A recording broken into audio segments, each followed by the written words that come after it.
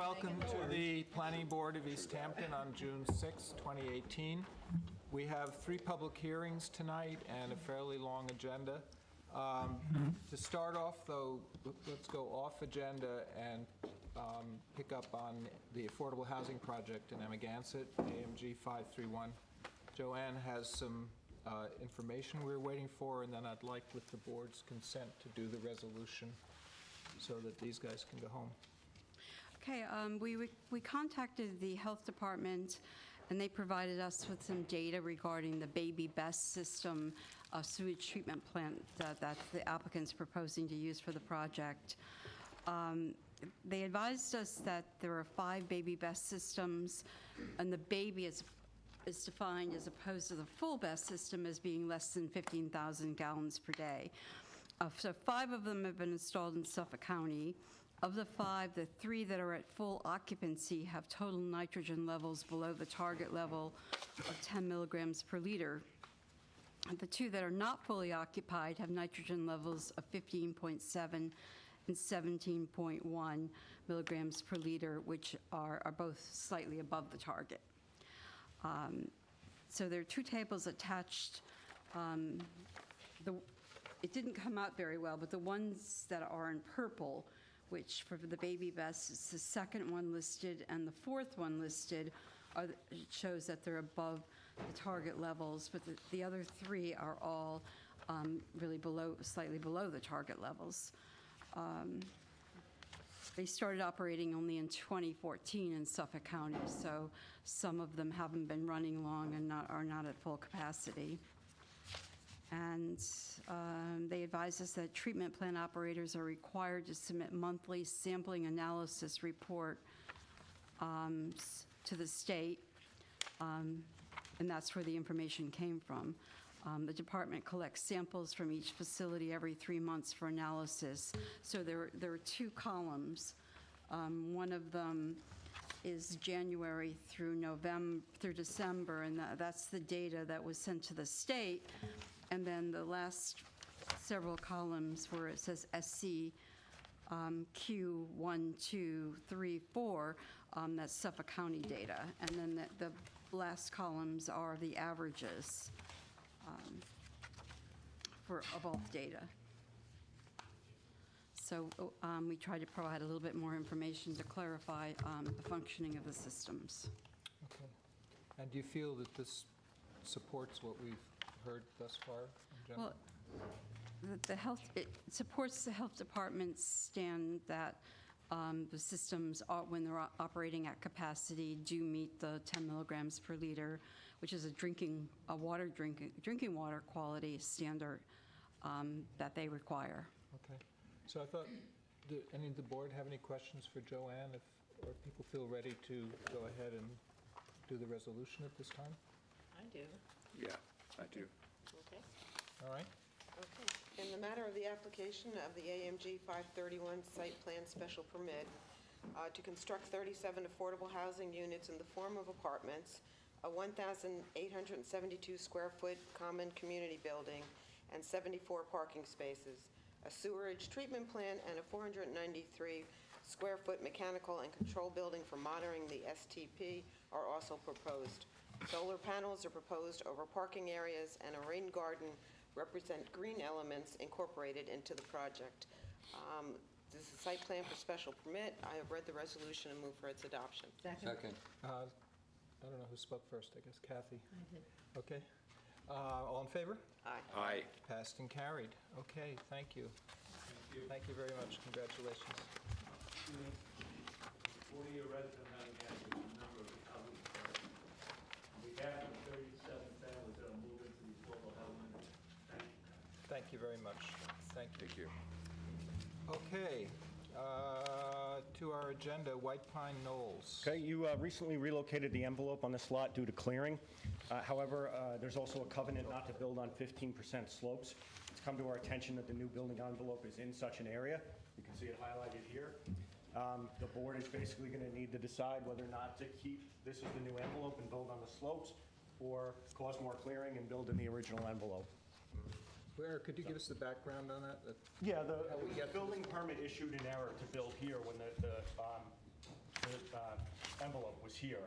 The clearing has occurred, a stop work order was issued. The board agreed to allow the new location to preserve as much of the old growth white pine forest as possible. However, this additional covenant would need to be amended if you are going to choose this new location. We did this at the pre-meeting, but so... We tend to feel... Explain why it's possible to amend this, John or Eric? Well, the covenants and restrictions have a provision that says that the planning board can amend them. I just want to mention, though, to the board that this issue has been raised by a neighboring property owner, and I don't think that property owner is aware that you're discussing this tonight.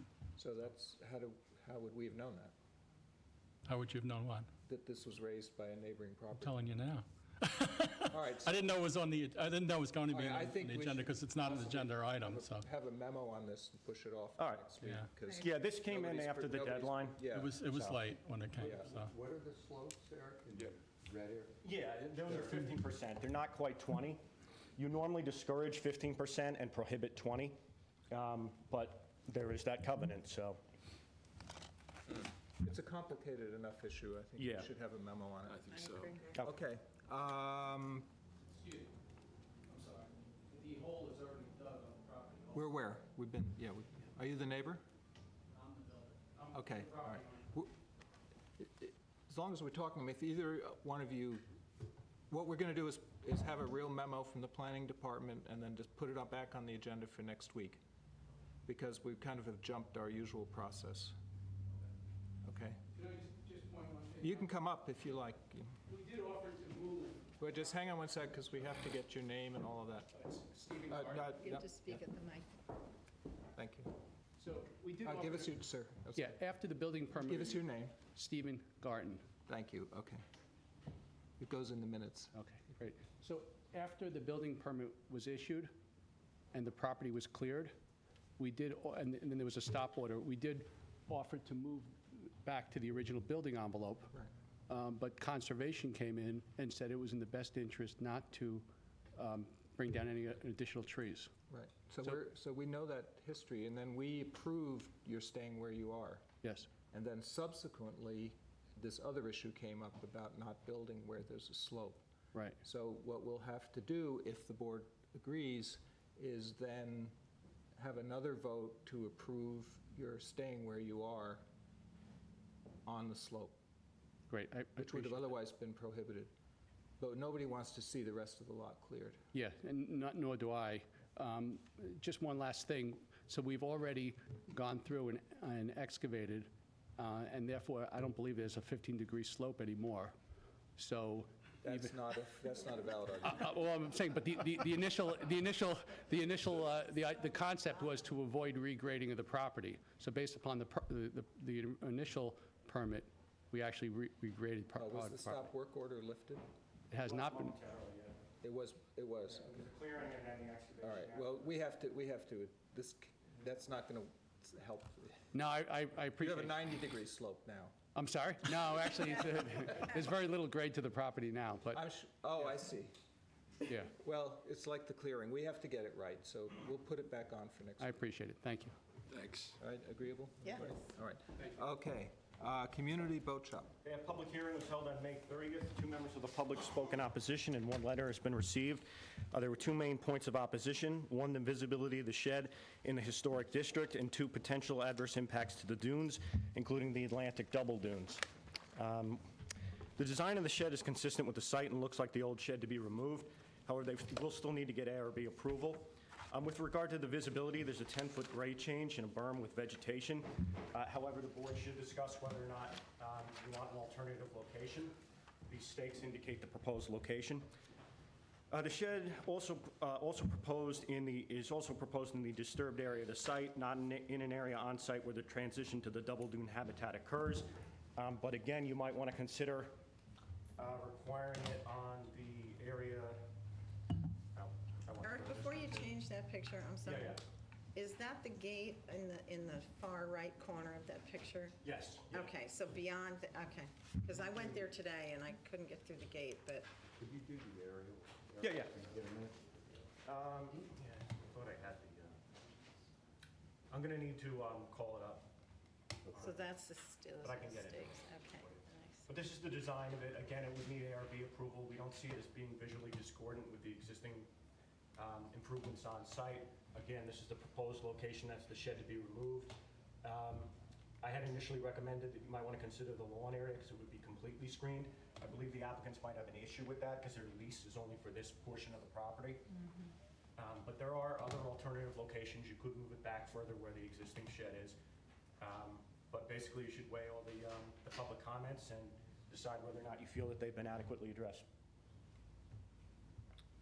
Okay. Pat? Okay. Oh, you wanted to look at the aerial? Okay. So one of the comments obviously was the design of the shed, which will require the ARB approval. And it does seem to be consistent with the rest of the architecture. I don't feel that it's obtrusive, the size of it or the location. So basically, I feel that it's, I'm all right with the area and I'm ready for its approval. Okay, Ed? I'm ready for its approval as well. Kathy? I agree with everything Patty said. I don't think there is another location on it. I went to the site today, and it's so densely wooded across the northernmost, that stretch of trees that Eric showed. I don't know that you'll be able to see it from the road. I was actually surprised at how densely vegetated the whole area had become, because I remember when it was a little more open. So it's, I'm sympathetic to the concerns of the community, but I think they're going to be pleasantly surprised that this will be screened by the I agree. current vegetation. Ian? I agree. Randy? So I have a question. Why can't it be built where the old shed is? The old shed's coming down. And I did walk around there, and there's a really dilapidated old wood boat kind of northwest of the existing shed. And I can actually show you that. and a couple of other kind of, I don't know if it's like hearts or if you're saving, I don't know if the applicants are saving that or if they could get rid of that. But it seems to me that if you could put it right where the other one is, Could you go back to the site plan, Eric, and show us that? I wasn't clear why you're moving it, really. So show us, okay. I think it was This is because, the- No, not yet, thanks. That's the existing shed, that's where it's proposed. yeah, I They're very think close. one of the, Okay. We do, after the hearing, allow the applicant to address something, so if you want to come up and address that question. You have to come up. Yeah, you have to come up, sir, The please. boat and why it can't just be rebuilt where the old one is. Okay, my name is Pierce Hance, H-A-N-C-E. The boat you questioned was built around 1900 by Tom Bennett. It was a surf dory and ended up behind a fish store in Amagansett. And we pulled it out of the weeds and brought it up and put it beside the shed there for two reasons. One, we didn't want it to die in the weeds up by Stewart's Seafood. And two, one of our members had measured the boat before it deteriorated. And if someone would step up with the money to pay for the materials, we'll build a replica of it at some point. I think the question really was, So we could move that, but we're not going to throw it away. no, that's not, but that's not the That's key. part of it, that's part of it. Yeah, okay, There what's seems your to other be part? The other part is why can't you rebuild the new shed where the old one is? I think that was addressed by the architect. I don't know whether you saw that. Anyway, if you put it back here, the idea was you're in the middle of this area, and it opens up this whole section for the museum and for us. And since it's slightly larger, it'll take up more space. Could we put it there? Yeah, we can put it there. But the idea was, no, let's open up this area because there's nothing happening where we're proposing to put it. So, if you said, nope, put it where the old one is, yeah, we can do that. Does it change its visibility, Randy? What's the? It might make it more visible, quite frankly, I think it would. Well, because there's- So the visibility seems to be, there's a driveway coming down from Bluff Road where, Right. where it is, there is a more gradual grade, and you can see down, and there's this old stockade fence there. The thing that got me about Eric's memo is that, or was it Joanne's, I'm not sure, there's a 10-foot difference in the grade from the street to the site where the shed is going. The shed is 14 feet high, so the top of the shed is going to be 4 feet above the level of the street, of Bluff Road. And below the tree line. And so probably, what, 4 or 5 feet below the tree line? I would think so, yeah. And the ground between this spot and here goes up. Yes. It does. So if you put it back where it was, you'd actually raise the visibility of the building. And the stakes seem to show it where you're going to be excavating into the side of the slope a little bit. To level it, yes, we have to, at one end, we have to take some dirt out. But again, that keeps it low. Okay, Randy? Yeah, I guess. Okay. So the only thing from my standpoint to raise as a question is you haven't been to the ARB yet. Do you want to address that? Because I'm concerned about doing an approval until we've heard something from the ARB. My name is Ray Hodgson, president of the East End Classic Boat Society. We met here with the ARB several weeks ago, and they seemed very favorably impressed with the whole operation. Took a very small amount of time to go through them, and they are scheduled to review their review like you're doing in the next week or two. Okay. My only concern about it is that we get very upset when applicants go to the ARB and get an ARB approval and then come to us and Right. say, here it is. And I was same guided. sense. I was guided by. I'm not criticizing you. I'm just saying that it's much better if the two things move along together. But if it, I would take your word that they're happy. They appear. Are you representing Rick? No. Huh? Yes, you are.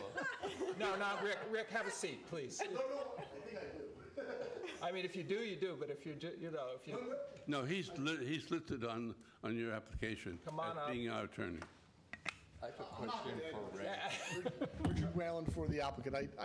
I believe I am on the application form as attorney. You are. So, but You're not, Ray and Pierce and Hanley. You're not billing them, though, right? All I want to add is this. I was present at the ARB when they were before the ARB.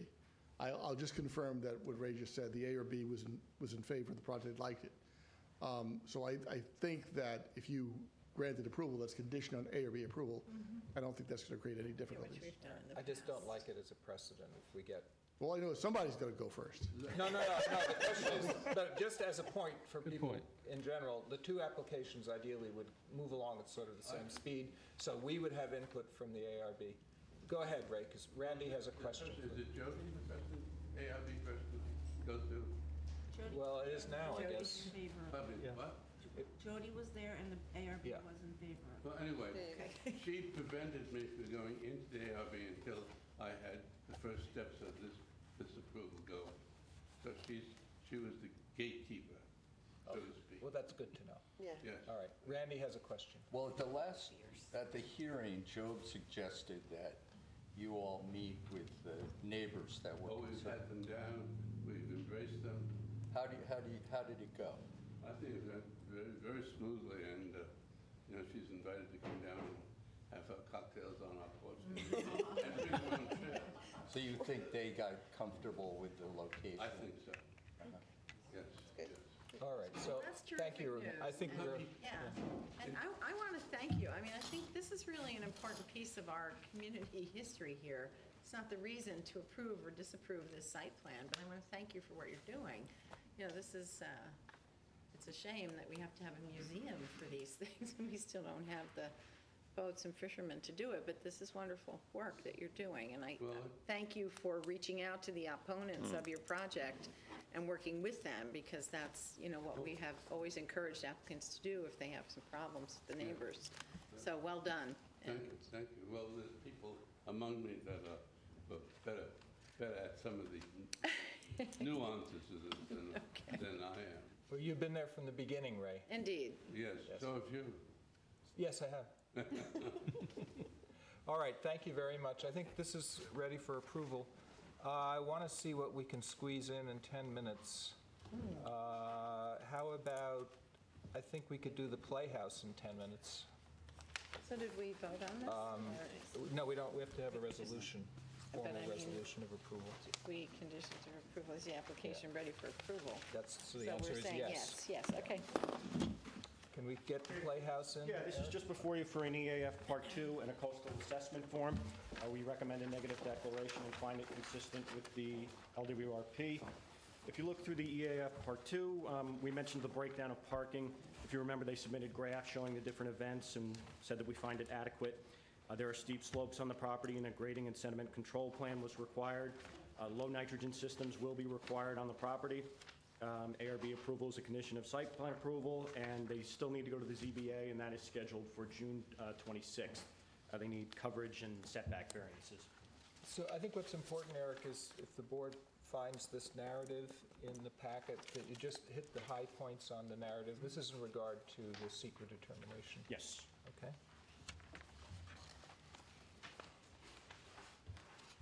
I think Would he you just did. walk us through it?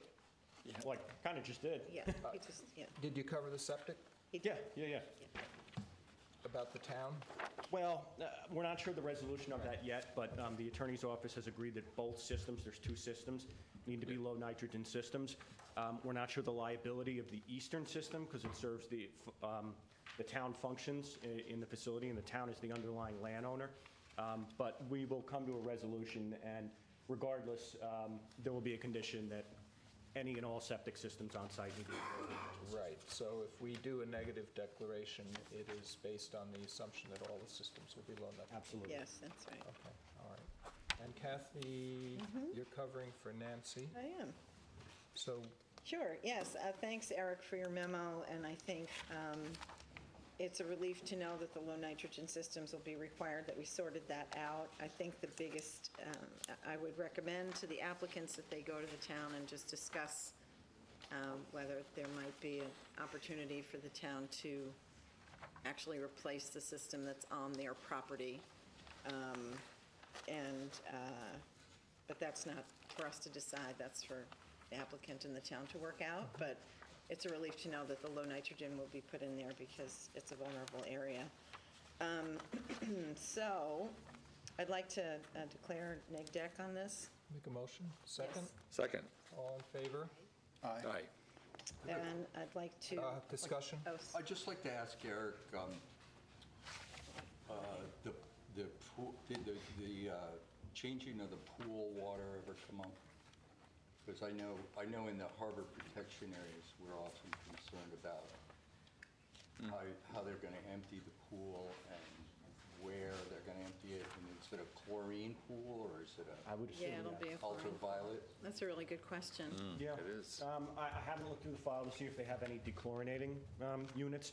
Again, I mean, it's not in harbor protection technically. But yeah, that's a question for the applicants. It's something that I guess we can bring up in front of the zoning board too, as to whether or not, what equipment is going to be integrated into it as dechlorination or ozonation. There's different devices that can help that. But to my knowledge, it would be, dispensed into the, well, you know what, that's actually a very good question, Yeah. especially considering the design of the new low nitrogen systems Right. and the active bacteria cultures in there. Right. So I'll discuss that with the Let's find applicant's that out engineer. then. Yeah. and- Okay. We may, Should we hold, I don't The think, health department usually requires public pools to be chlorinated, so I'm not sure that would be chlorinated. right, but where will the water be changed? right, because the chlorine can damage the little Yeah. Doesn't have to- critters in the, Yeah, let's find I that don't know out. offhand, I'll get an Let's answer. find that out. They can address it, and also the storage of the pool chemicals. Come up if you'd like, please. Because I think this is like Well, Good evening, Scott DeBardino. yeah. The first question is yes, chlorinated. That is true. And the actual equipment itself, there's a lower level if you look at the southwest corner of the building here, that if you're looking from the street, you'll see there's a pair of doors. That is below, it's in the basement. So that area right now currently houses the RPZ for the building and its mechanical equipment. We're actually going to make that room bigger. All the pool equipment is going in that space downstairs. And the pool chemicals, Pool chemicals, yes. and that's like cement floor? It's going to have a concrete floor, and it'll be rated from the rest of the building, Okay. and it'll be ventilated accordingly. And what about, do you change the water in the pool where you have to empty it? Our pool engineer has said that that's not a requirement anymore, and there's no leaching rate that you have to change out so much of it at any given time. So there's only one pool, one dry well in the yard right now to remove pool water if they would like to remove it and completely change it out. Let's say if they're going to do marble dusting or some repairs. But there's no requirement for all of that water to be able to be leached, let's say within a 24-hour period. It would have to happen either at a slower rate. So it would go into a storm sewer, not into the septic system? It's not, that's correct. It's not part of it's not part of the sanitary system that's proposed. It's a separate dry well that is located over here on the site. Is that a standard practice with public pools? I couldn't answer that. Some of these questions are technical enough. I'd like to get the pool engineer's input on them. Does the board want to table the neg deck? We have a motion for a neg deck on the table at this point, so we would either need to vote or we would. We just did. Well, I didn't vote. We didn't complete the vote because Randy raised a question. So I think that we're in the discussion phase at this point. The pool portion of the building is actually in with the health department, and we're 90% away from having a permit. The one thing that they're missing from us that they asked for is a lighting plan for the pool room. All the other technical stuff is done. So the question is the board comfortable? Let's do this by the right process because we have a motion. Is there a motion to table, or otherwise we'll vote for the neg deck? So all in favor of a neg deck, raise your hand, please, so we can see. I feel Or do you want to stop it? I think we If should you want to table stop it. the I process. think we should Okay, so table it make a until we get this motion to information. table. Second, I'll second that. all in favor to table? Aye. Okay, so we're going to table this for Okay, another table week the or neg until we have deck. the information we need. So Eric, do you want to, But we have a local waterfront. so let's WRP. clarify what the questions That's a are good question. Sure. that we need answered on this issue. Randy? Well, I think the question about draining the pool, I took a quick look at the area in Tuttle Pond and Fort Pond Bay and Fort Pond are relatively close.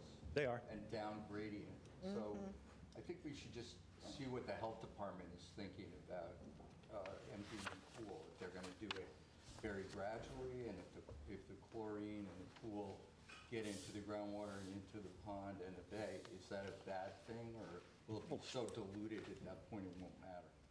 Probably. Chlorine is a bad thing. Yeah, I mean, you wonder more about like a freshwater wetland or something that's 100 feet, 150 feet away. Those features are quite far away. I would say, I mean, I don't think the health department has any special, chemical removal requirements when they approve public pools. It probably just goes to a dry well if they're emptying it, which it seems to be the case here. Obviously, removing as much of that as possible would be a good thing, but I don't know that public pools have been required to have that, and I'm not totally sure on all the technology that's available now on that. So personally, I don't know that I feel that affects the project, whether or not it has a potential for significant adverse impacts. They're even saying that they're not really planning on emptying the pool. They're planning on using the pool equipment to filter it and, re-up the chemicals, but that's... Yeah.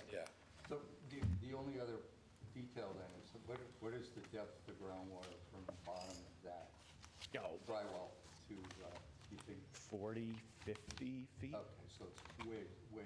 Yeah. Sounds pretty good. All right, so whatever. Remember, you're sort of going up the side of the hill here. You're pretty far removed from groundwater. All right, so we tabled the resolution, so next week we can pick this up again, maybe anything you can Well, I find. don't know what information they're going to get you. Well, we'll find out what they can get us. Okay, get us as much information as you can. This is simply on how we're going to drain the pool. I'm not Where, what are the, I think the planning department could be involved in this as well. What are the best practices for dealing with pool water? Is it, I'm just saying if it's going to be drained into a storm sewer, are we comfortable with that? Is that consistent with the LWRP? Is that consistent with, I mean, we don't And know. what This has alternatives come are up, you know. the deadline for submitting information to get on for next week is Friday at noon. Well, actually, that's when I have to have my memo prepared by. Right. So I'm just saying, I don't know what additional information we're going to have by next week. Okay, well, let's see what we get. We'll do our best. Okay? And I don't think there's much point in bringing up the LWRP issue. We might as well do that at the same time, right? Okay, so let's go to our public hearings. One other thing on that. On You wanna this? come back? Yeah. No, let's do it all now. Okay. On the Playhouse. So one of the things too, the Playhouse has an affordable housing overlay. And I believe it's a 4.7-acre site. And I just think we should be looking at when we're committing AHO properties to other uses, and the potential for affordable housing is pretty much extinguished, that we ought to be asking the town board to relocate the overlay somewhere in Montauk. Okay. East Hampton Pod site plan. Randy, that is actually you.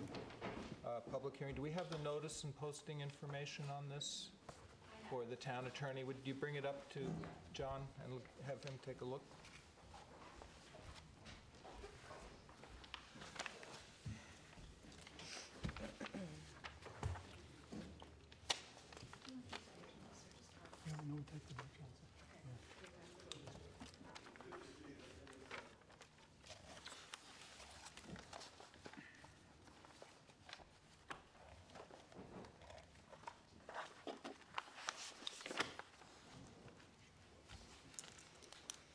Should I just read the note?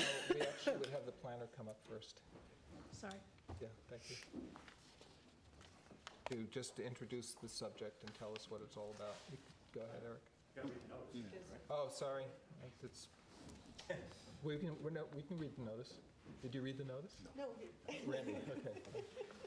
Public I'm thrown for a loop by the last thing. Okay. Public hearing notice. Could everybody turn off their phones, please? Take notice that a public hearing will be held before the East Hampton Town Planning Board at Town Hall, 159 Panago Road, East Hampton, on Wednesday, June 6th at 7 p.m. or as soon thereafter as this matter may be heard.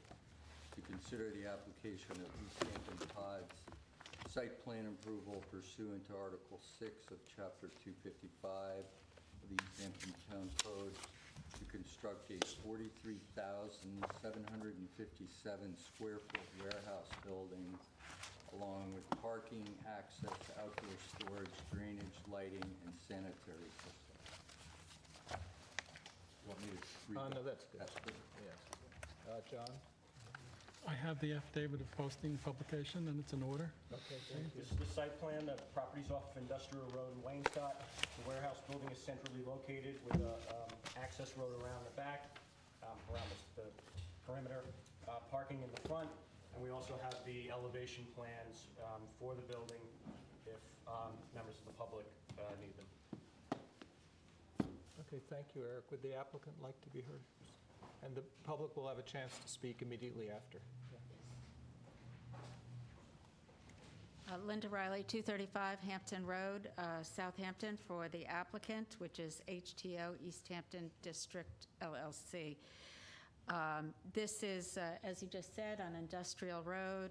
Just to put it into perspective, the airline, the hangars are right behind it. So if this is Industrial Road here, airline hangars are back here, which are shaped like warehouses. So this is going to be right in front of the warehouses. It's on a 2.5-acre parcel. It's town-owned land. Everything around it is town-owned land, other than the fact that the hangars are co-opt, basically, and there are different individual owners involved in different hangar units. The land to the left, to the east, west, south is all town-owned land. Again, the purpose of the warehouse is for storing pods, containers. It's not going to be a self-storage facility, not anything that the public will have access to. These containers are filled at whatever site, a house, an office, whatever, and then picked up and delivered by truck to this site where they will be stored.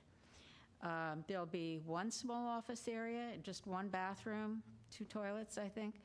It meets all the zoning code requirements. It needed no variances whatsoever.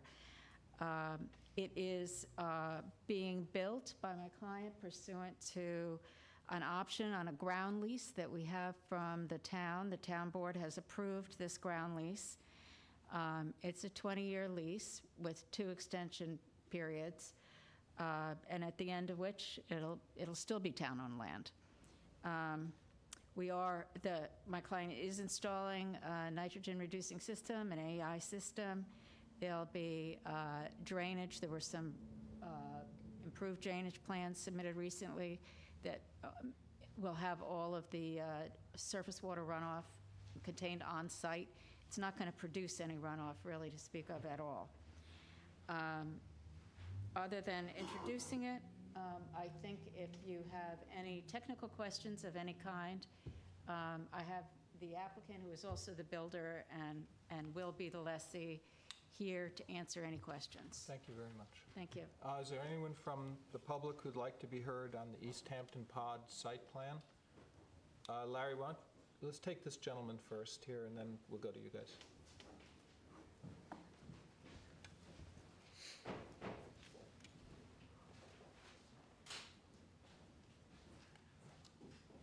My name's Irving Paler. I'm a Wayne Scott resident and a member of the East Hampton Aviation Association. I'm his representative tonight. We have just 2 questions. Question 1 is, why did the town decide to use that particular location for this operation? It's directly in front of runway 422, and if that runway is ever rehabilitated, it's going to be shortened. It is not the right place to be. There's plenty of space around the area where it could be built, where this 40-some-odd thousand square feet. It's entirely town-owned on the south side of Industrial Road. And secondly, the second question I have, which is a simple one, we never saw, none of the aviation associations saw any bid offerings for this. How was it arranged? Was it publicly put out to bid? We've seen nothing. That's it. Okay. So let me just. Okay. So we don't usually answer questions. And those are all questions for the town board. Right. But it'll all go into the memo, and we'll discuss it. That's the purpose. At a future meeting. Right. Yes. I just want to make the purpose. Get it in the record. I understand. Definitely. I just want to make sure I understand your concern about, are you saying it's an obstruction for runway 1028? It will have, the runway 422 would have to be shortened because of the proximity. Because of this building? Yeah. I see. Okay, thank you. All right, thank you. Thank you. Larry?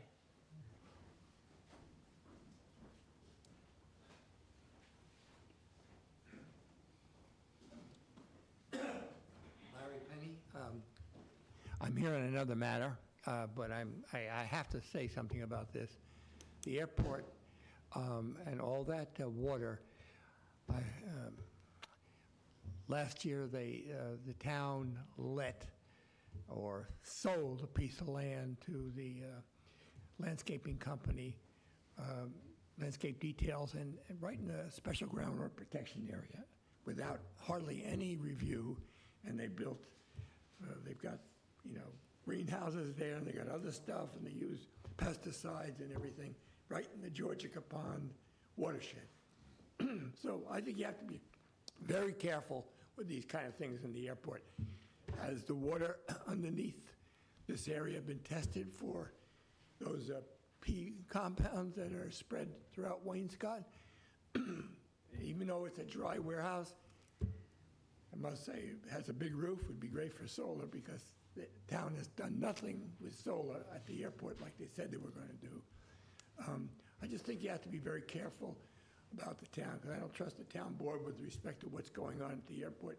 I do trust the planning board, though, however. Thank you. Thank you. Anyone else would like to be heard on this public hearing? If not, I can address some questions. it's up to you. Yes, well, It's your, yeah, I would like Mr. Krupnik to come up, and he can address, I'm sure, the one-way 422 question. And I just want to point out to Mr. Penny that we are planning to install solar panels on the roof. That is part of the plan. It is a completely dry use. There isn't going to be any washing down, nothing going on. There's no cleaning going on. It's going to be a much cleaner use than a landscaper would be. There's not going to be any accumulation of rubble or dirt or materials going in and out other than these metal containers that are going to be stacked up inside. The other thing I want to say is that those ground leases in this particular case, the town board sort of led us to this parcel in particular. This was the one they wanted us to use. My client actually had his eye on some other ones in that area. As I understand it, there are a number of parcels that are available to lease, and the way the pricing is done, it is based on an appraisal that the town gets. Frankly, and then the lease rates for every year are based on that appraisal. Frankly, it was higher rent in the end than my client thought he should have to pay, but he is. So I'm going to let him answer the runway issue, because he is also a pilot. He also is very familiar with the airways there, so that'll be helpful.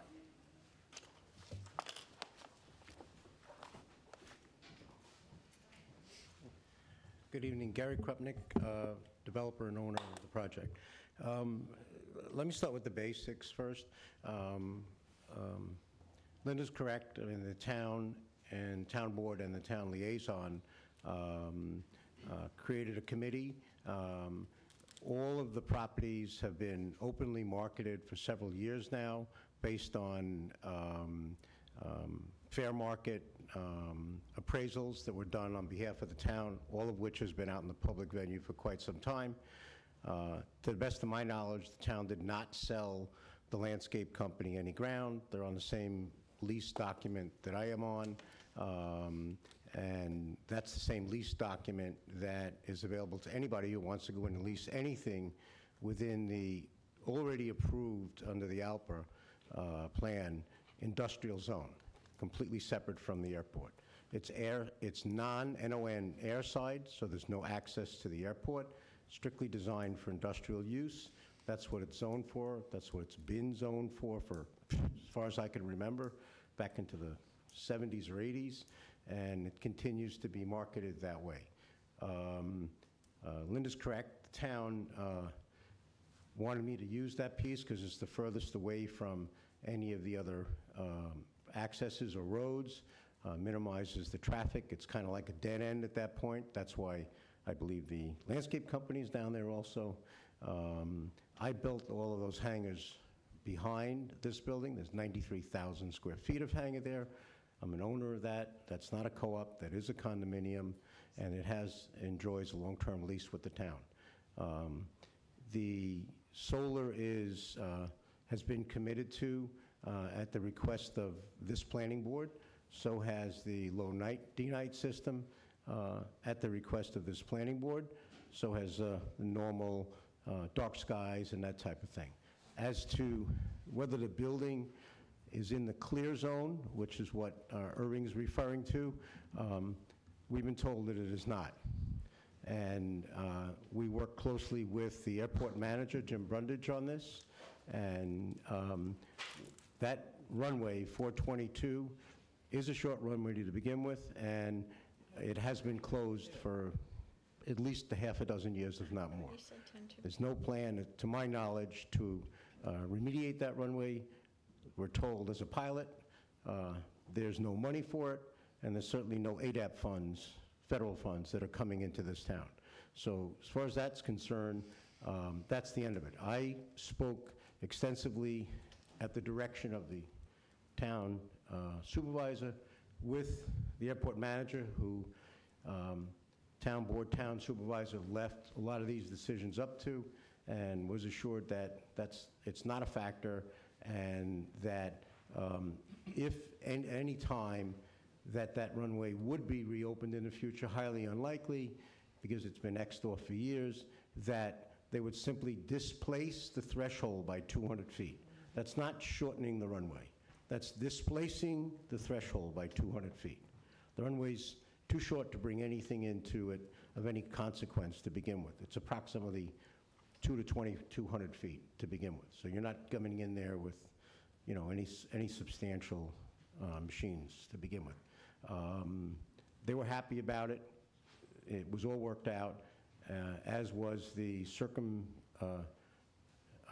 road circumventing this property, because we've worked out with the town a way for them to use the TSA access road on the perimeter. We're going to move that at our expense. That's been approved already by the airport manager. Those are his responsibilities as per Prior Supervisor Larry's direction. And I think it stands today. You can speak to planning about it. Those are his calls, and to my knowledge, he's made them. He's been in support of this application from day one. This hasn't been a secret, hasn't been a mystery. It's been in the newspapers. We've been to 3, 4, maybe 5 hearings here, and probably over a half a dozen with the town's airport board, open meetings in this room, most of which, or all of which, pretty much included the town supervisor and Sandelsky.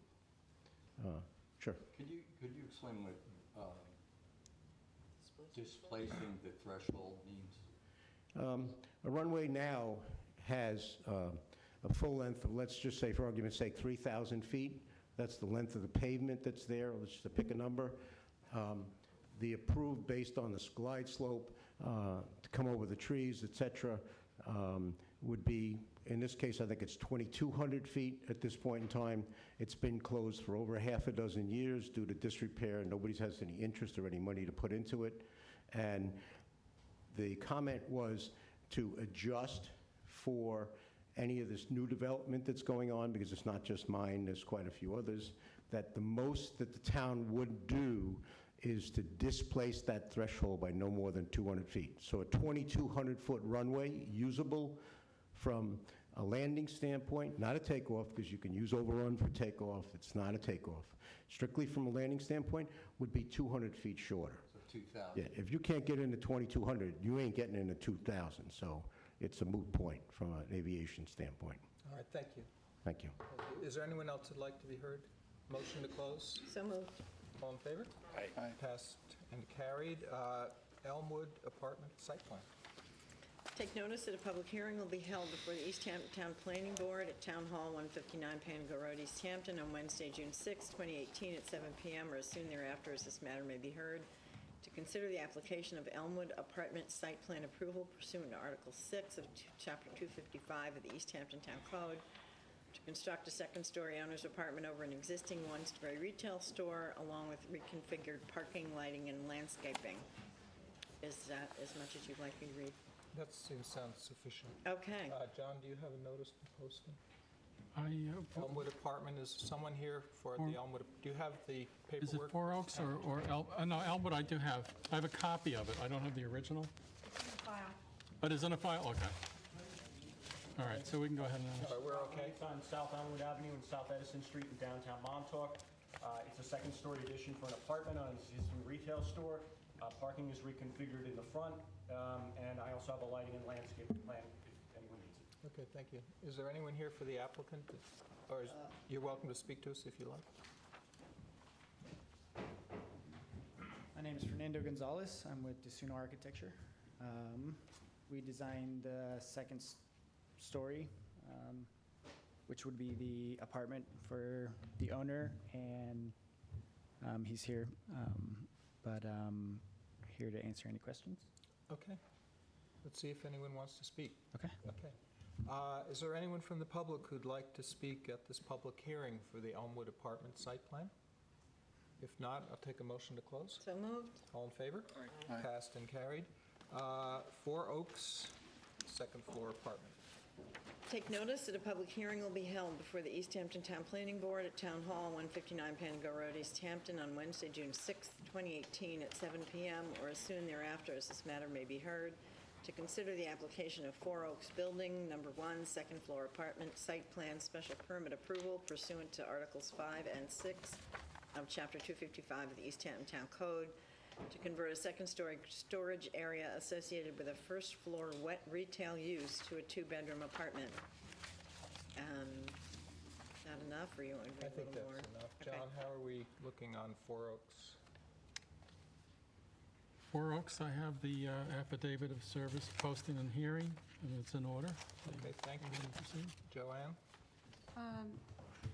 As stated, this is a proposal to turn a second-story area that's currently has approval for storage into a 2-bedroom apartment. There's also, the health department, as a result of that, is requiring that the sanitary system be upgraded, but because that was approved before their cutoff date, it will not be a low nitrogen system. It will be based on low depth of groundwater. It will be a leaching field, and there's also a little bit of reorganization of the parking lot proposed. Okay, thank you. Is there anyone who'd like to be heard on the 4 Oaks apartment? 4 Oaks apartment site plan? Motion to close. So moved. All in favor? Aye. Passed and carried. We'll go back to our work session agenda at this point. And the next item should be Springs Fire Police Car Wash. Okay, you still need to declare lead agency and to do so at this time. The board requested additional information on the water recycling system. That information has not been submitted, but they say they're applying for a zero discharge permit. You should determine if that's acceptable. They have added a low nitrogen system, and the lighting plan looks acceptable. No landscaping plan has been submitted. They have not relocated off the easement the parking spaces. You may wish to discuss the reasoning of this with the applicants. They've submitted a traffic study that states that the level of service will not be decreased at the intersections. However, the study is abbreviated compared to others and omits certain information, including collision history, existing conditions, speed analysis, and traffic volumes. The Golden Car Wash application, which you looked at recently, had some significantly more information. In fact, just take a look at it.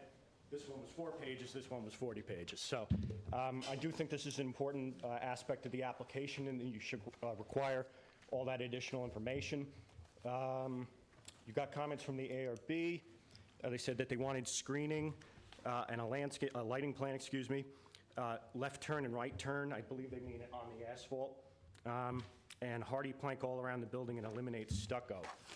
The town engineer has not given you comments, so in conclusion, it's incomplete pending the resolution of the issues with the landscaping, the parking spaces, which again, the board had requested that these spaces be moved off the easement. There's a 10-foot setback required, and that evergreen screening be employed in that area.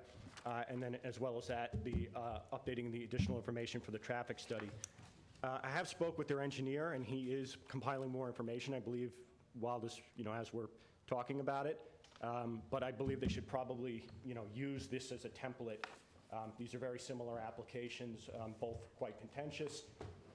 So I think that that's what you should require of the applicants, and that they're incomplete until that is submitted and reviewed.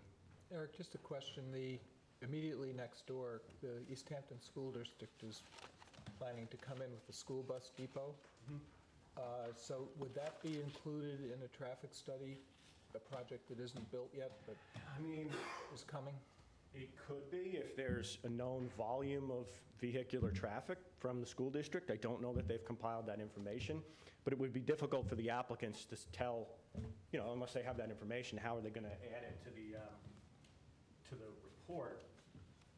But as you say, and I'll show you on the aerial here, they are certainly right on top of each other and would affect each other. This is the subject parcel. This is where the bus depot would be, where the old scavenger waste plant is. And they would use the same, well, perhaps they could use the same exit here. I don't know if that's part of the plan for the school district.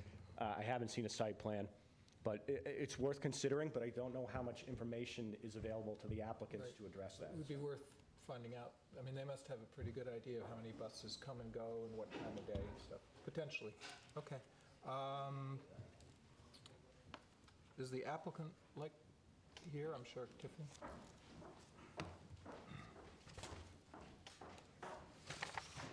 Hi, everyone. Tiffany Scarlato, 45 Division Street, Sag Harbor, for the applicant.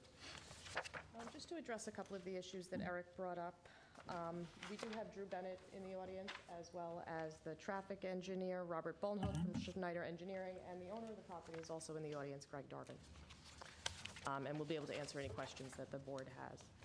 With regard to the gray water and containment recycling, I think Drew can probably address that. The landscaping plan, I had met with council about 2 weeks ago, and we talked about the urban renewal process and the fact that this scenic easement, although required, does not exist right now. And the idea that the town code, chapter 232, requires that the easement be put in place as part of the certificate of occupancy. So normally you're in a situation where you already have an easement that exists, or you're putting in place an easement as part of a building permit, for which then you would have a required setback. At this point, there is no easement there. It's required as part of the urban renewal process, which runs slightly differently from any process that you've probably dealt with a scenic easement before. So by the time all of this is constructed, the scenic easement will be put in place that will be one of the last things that happens. So as I said, I did discuss this with council, and pursuant to the urban renewal process, I don't believe there's an issue because the structures will have been built and will pre-exist the establishment of the easement.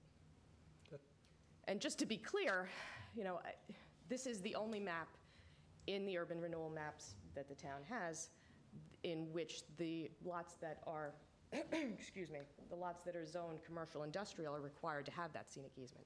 All of the other lots on Springs Fireplace Road that are outside of this particular map sheet don't require that easement. As a matter of fact, they all have a notation at the bottom that says Zone CI, scenic easement not required. So we do believe that this is probably an error on the map, but we're willing to go along with it, as I said, but there is an issue of what comes first, the chicken or the egg, and in this case, your scenic easement doesn't come into play until just prior to obtaining a certificate of occupancy. So just to clarify, we, as a board, have knowledge, and you agree that a scenic easement will be placed there? But we should not plan to have landscaping along that scenic easement if we determine that that's the appropriate thing to do, because it'll be too late if we wait till the end. Well, we could do it now.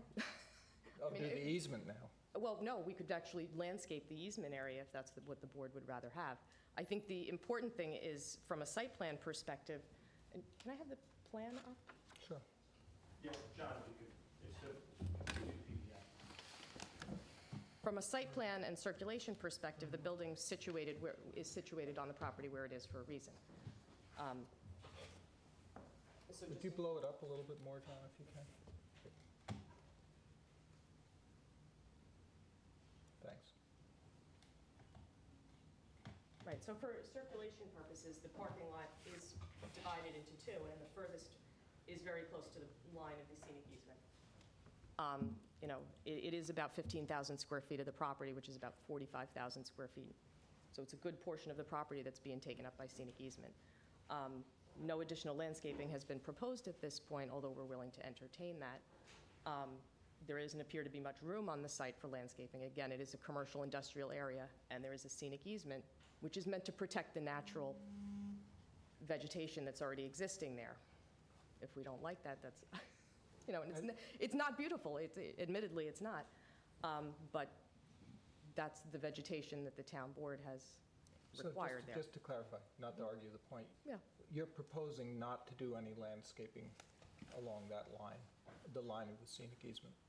If we were able to do some small line of landscaping there, we'd be certainly willing, I'm sure I could speak to the applicant and the owner about entertaining that, but we are, as I said, we're talking about a 50-foot scenic easement as it is, and to add existing screening to something that's already 50 feet seems a little bit punitive, because we're already giving a 50-foot scenic easement and giving up a good portion of this commercial industrial lot for that purpose. Okay. Did you have anything else you wanted to move on to before we go to the board? Sure. As I said, I met with council with regard to that urban renewal process, and I, would ask that you seek his commentary on that as well.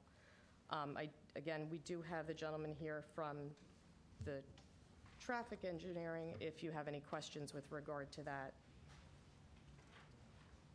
Let's see if there's anything else. I think that's it. The gray water. Drew? Yeah.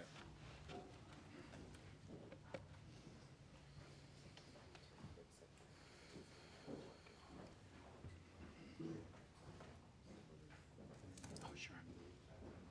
Bring that up when the time comes. Drew Bennett, 3 Railroad Avenue, East Hampton, here on behalf of the applicant. I wasn't actually planning on speaking tonight on this matter, but we do have a conditionally approved sanitary plan, which includes IA, on-site wastewater treatment. Our position with the gray water system is car wash technology is very proprietary, and we want to be able to get a vendor who will deliver a package to, basically put together a car wash water recycling system, and we're not able to get a vendor to provide that system until we get some sort of conditional approval from the town. So we've submitted my recollection is we've submitted a letter to the planning board, which basically explains our position and that we can only go so far with the process. I'll remind the board that the car wash recycling system and the gray water that's associated with it is regulated by the Suffolk County Department of Health Services, and we would be submitting detailed technical plans and specifications to them, getting their approval and a permit for that process. So that's their jurisdiction. So that's where we are with. So you haven't selected a vendor yet? Yeah, we have to have sort of a viable site before you can get someone interested in actually coming forward. Okay. That's where we are with that. So could you direct us to generically where we might find companies that make these? Because you can understand from our standpoint, it's a little bit strange. So months ago, I submitted a letter that goes through the process and the technology, generically speaking, that's used, and it's typically used. So I'm not prepared to go through it tonight. No, I understand. But there is something in your file, and it isn't in your file. I'll certainly provide another copy of it. But I did prepare a technical memo, 2 pages or so, 6 months ago. So DNV must have, Southampton Car Wash. There's different technologies, and They there's, both must have something that. yep, that's true. Eric, would you? And so in the memo, Randy, to answer your question, it goes through the processes. I know. Would you email us? But I think All right, thank you. what you're saying here, Drew, is that whatever system it is, it'll conform to the county health department's zero discharge permit. Correct. So the memo outlines the typical processes, which I think Mr. Potter's referring to. We did not prepare detailed technical plans and specifications of the treatment process that are permittable by the health department at this stage in time. But we are committed to getting that permit because that's required to actually operate the system. So I just have a couple more questions while you're up. Sure. So that system, the car washing system inside the building will be entirely self-contained? Correct. Is that correct? Zero discharge? Correct. So then in Southampton, you see the cars come out of the building, and then there's an area where they're vacuumed and they're dried, and you have 3 or 4 people working on a car at the same time. Is that going to be happening in this site plan? I don't know that for a fact. I would expect that there would be some of that involved, yes. And so anything that's going on that was spilled in any way out on the parking lot would just go into the storm sewers? There's no capture there? Typically not. If I'm familiar with the car washes that are in the general area. There isn't a lot of water that goes onto the pavement. A lot of it actually evaporates. There is a small amount, but typically it's not collected and reprocessed. And if they were doing any detailing, like hand washing with hoses or anything like that, that would not be captured because it wouldn't be in the machinery. I can't comment on exactly what they propose to do and what services they All right. propose to offer at this time. I'm not Okay. knowledge of that. Those would be questions would be interesting to know if there's anyone here who can answer those tonight. Drew, do you know, where would cars queue up waiting to go into the building? You know where that? Yeah, the queuing area is basically in the parking area itself. So you would queue up here, and I believe you enter here and exit this way. I see. So, looks like there's one, two. So I don't know the exact number of queuing spaces, but I can provide that. It looks like Yeah. it's 8 or 10. It says 8 on Eight. the- on the 8 or 10, application, right? So, but that would be in the queuing area to the bottom of the building, where they would be, the cars would be lining up. Right, so they enter this Right. way, go through the process, Right. exit this way. So then I think Randy's question is, what's the purpose of the parking stalls? The parking stalls, which we have, there are two, on both sides of the large parking area, there's Right. parking spaces there. Who would be parking there? I believe there would be some employee parking there. Perhaps Greg can answer that best. Yeah. Hi. Mary. Greg Darvin, I own the property. The way the car wash is being designed is what's called a flex system, and that means it can be utilized either as full service or self-service.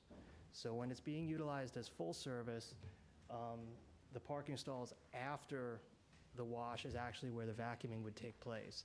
When it's utilized as self-service, you would go through and have the option of using the vacuum service or not. The goal is, for a business like this, labor obviously is the highest cost and highest expense. So in the off-season, in the off months, to keep the cost down so that the community can still utilize it, we're looking to reduce the labor cost and therefore also be able to reduce the cost of use. So where would the vacuum machines be? They would be in this parking area. I thought we had a more detailed plan that showed it, but I You could might. check with You may very well, but Rob just, Smith and we're trying to get a picture. So the vacuum stalls would be along the scenic easement? Correct. So it's not, the way Southampton's set up right now, part of their line is created because the vacuum takes place prior to the wash. We're trying to avoid that, where you have the option, again, of either utilizing the vacuum service or not at the end of the wash. So our goal is to move the cars through the tunnel, possibly in a faster rate, and then have more of the time take place after, when the cars are being dried, and kind of take advantage of the space we have for the parking there. And would there be vacuum machines on both sides of the parking lot? In other words, the row of parking nearest to the building? Would that have vacuum also? Yes, again, look, I'm in a bit of a tricky situation when it comes to the recycling, when it comes to some of the technical questions, because most of the companies that produce the car wash equipment are looking you to sign a contract with them to actually purchase the equipment. I don't have the financial wherewithal to obviously do that unless I know if this site is going to be approved for it. So what I'm trying to do is give you all a realistic view and vision of what I want to do, and then obviously I can do the rest of the homework that's necessary once I know I'm in a position to sign a contract that's going to have an economic consequence to me. Part of the reason this process is taking me so long is because I do have to sort of recover, go back, pay lawyers, expediters, surveyors. I don't have the finances to just go through it and sort of bull through it the way some people might. I'm just sorry, this is useful. Is there going to be any water used or car washing outside of the building? And again, I think we show a detail base somewhere in the architectural plan, not a site plan. So if you had looked at Rob Smith's plan, it's much more detailed than David Saskis's. We are showing a detailed bay. The way I understand the recycling process, and Drew got caught totally off guard tonight. He didn't expect to be here for me, and he's not. I believe most of the water on the site does still go through the recycling process. But again, part of that education I'm going to be getting with you and sharing with you if and when this is approved. And I'm comfortable with it being approved based on obviously having to provide more information. Again, it's just hard for me. I'm not a car wash expert. It's not So my I fifth won't, wall. I won't keep dominating here, but I'm hearing things that we'll have to know before. Of course. Before we'll be able to approve. Just But if, and again, I don't know if it's possible to approve with contingencies, or it's possible to, I just have to be careful with the money I commit or the commitments I make to, companies that then are going to expect me to live up to them. So obviously, I understand somewhere I'm going to have to show you this information to get a clean approval where we could actually go for building permits and begin construction. But what I'm trying to do is get you all comfortable with the idea of it, and then maybe I could be a little more comfortable with the thought of starting to spend some of that. Right, well, some of the questions, so one thing would be, I think every drop of water that lands on this site or is used, we'll have to know where it's going. So if you say the building and the machine is zero discharge, that might be something we can work with, but if we're going to be washing cars outside the building, and that's going in the storm sewer, that's the kind of stuff. And I guess maybe the first we would step need to know. would be for me to find out, the Suffolk County Health Department, their approval process might even require that. So I guess I could find that out first, or we could find that information out first. As far as I know, look, car washes, laundromats, businesses that have a horrible reputation from 20 or 30 years ago as being these terrible pollutants, the industry's had to change, or none would get approved anymore and others would shut down. So I think they've gotten a very bad reputation from whatever's taken place in the past. But the reality is they're actually a much more environmentally sensitive way to wash than actually wash in your own backyard. Right. I think that's right. Can I ask you a question? Are you the contract vendee of this property? I own the property. You've closed on it? I've owned it for 20 years, 15 years. Since the prior application, the owner before me, I think, was trying to do a recycling scrapyard or something like that. I bought it from them. The kennel? Were you involved in the kennel? The kennel must have predated me. No, I wasn't. All right. If you like that, we can talk about it. Tiffany, did you have anything else before we go to the board? Oh, I'm sorry, I just have one other. Sure, yeah, please. I've also seen, and I think some of the opposition we're going to hear, are comments about the entrance and exit to the landfill and how I might impact those, and also the destruction of Springs. First of all, I'm not in Springs. This is East Hampton.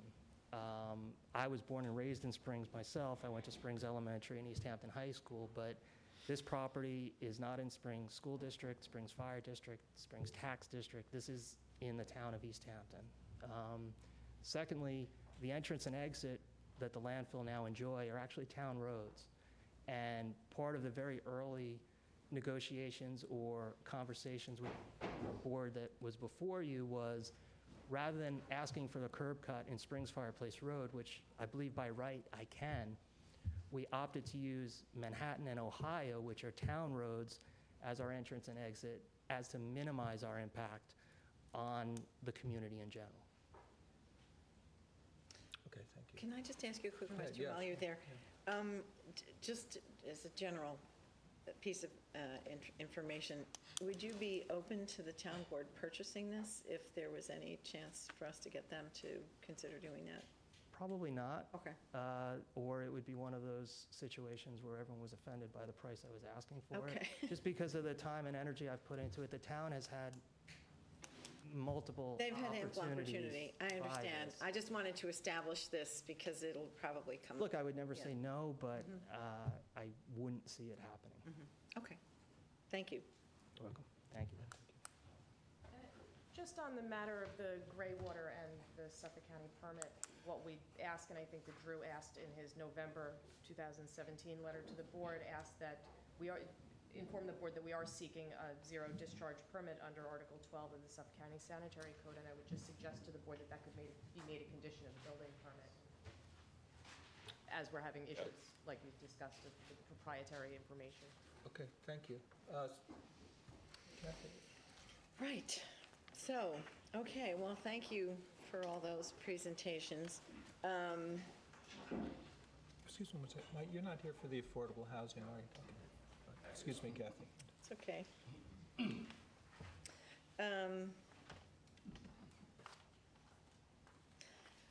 Okay, this is a little, this is sort of complicated. We have so many chicken and egg issues here. John, I'm going to ask you a couple of questions to see what your position is on this.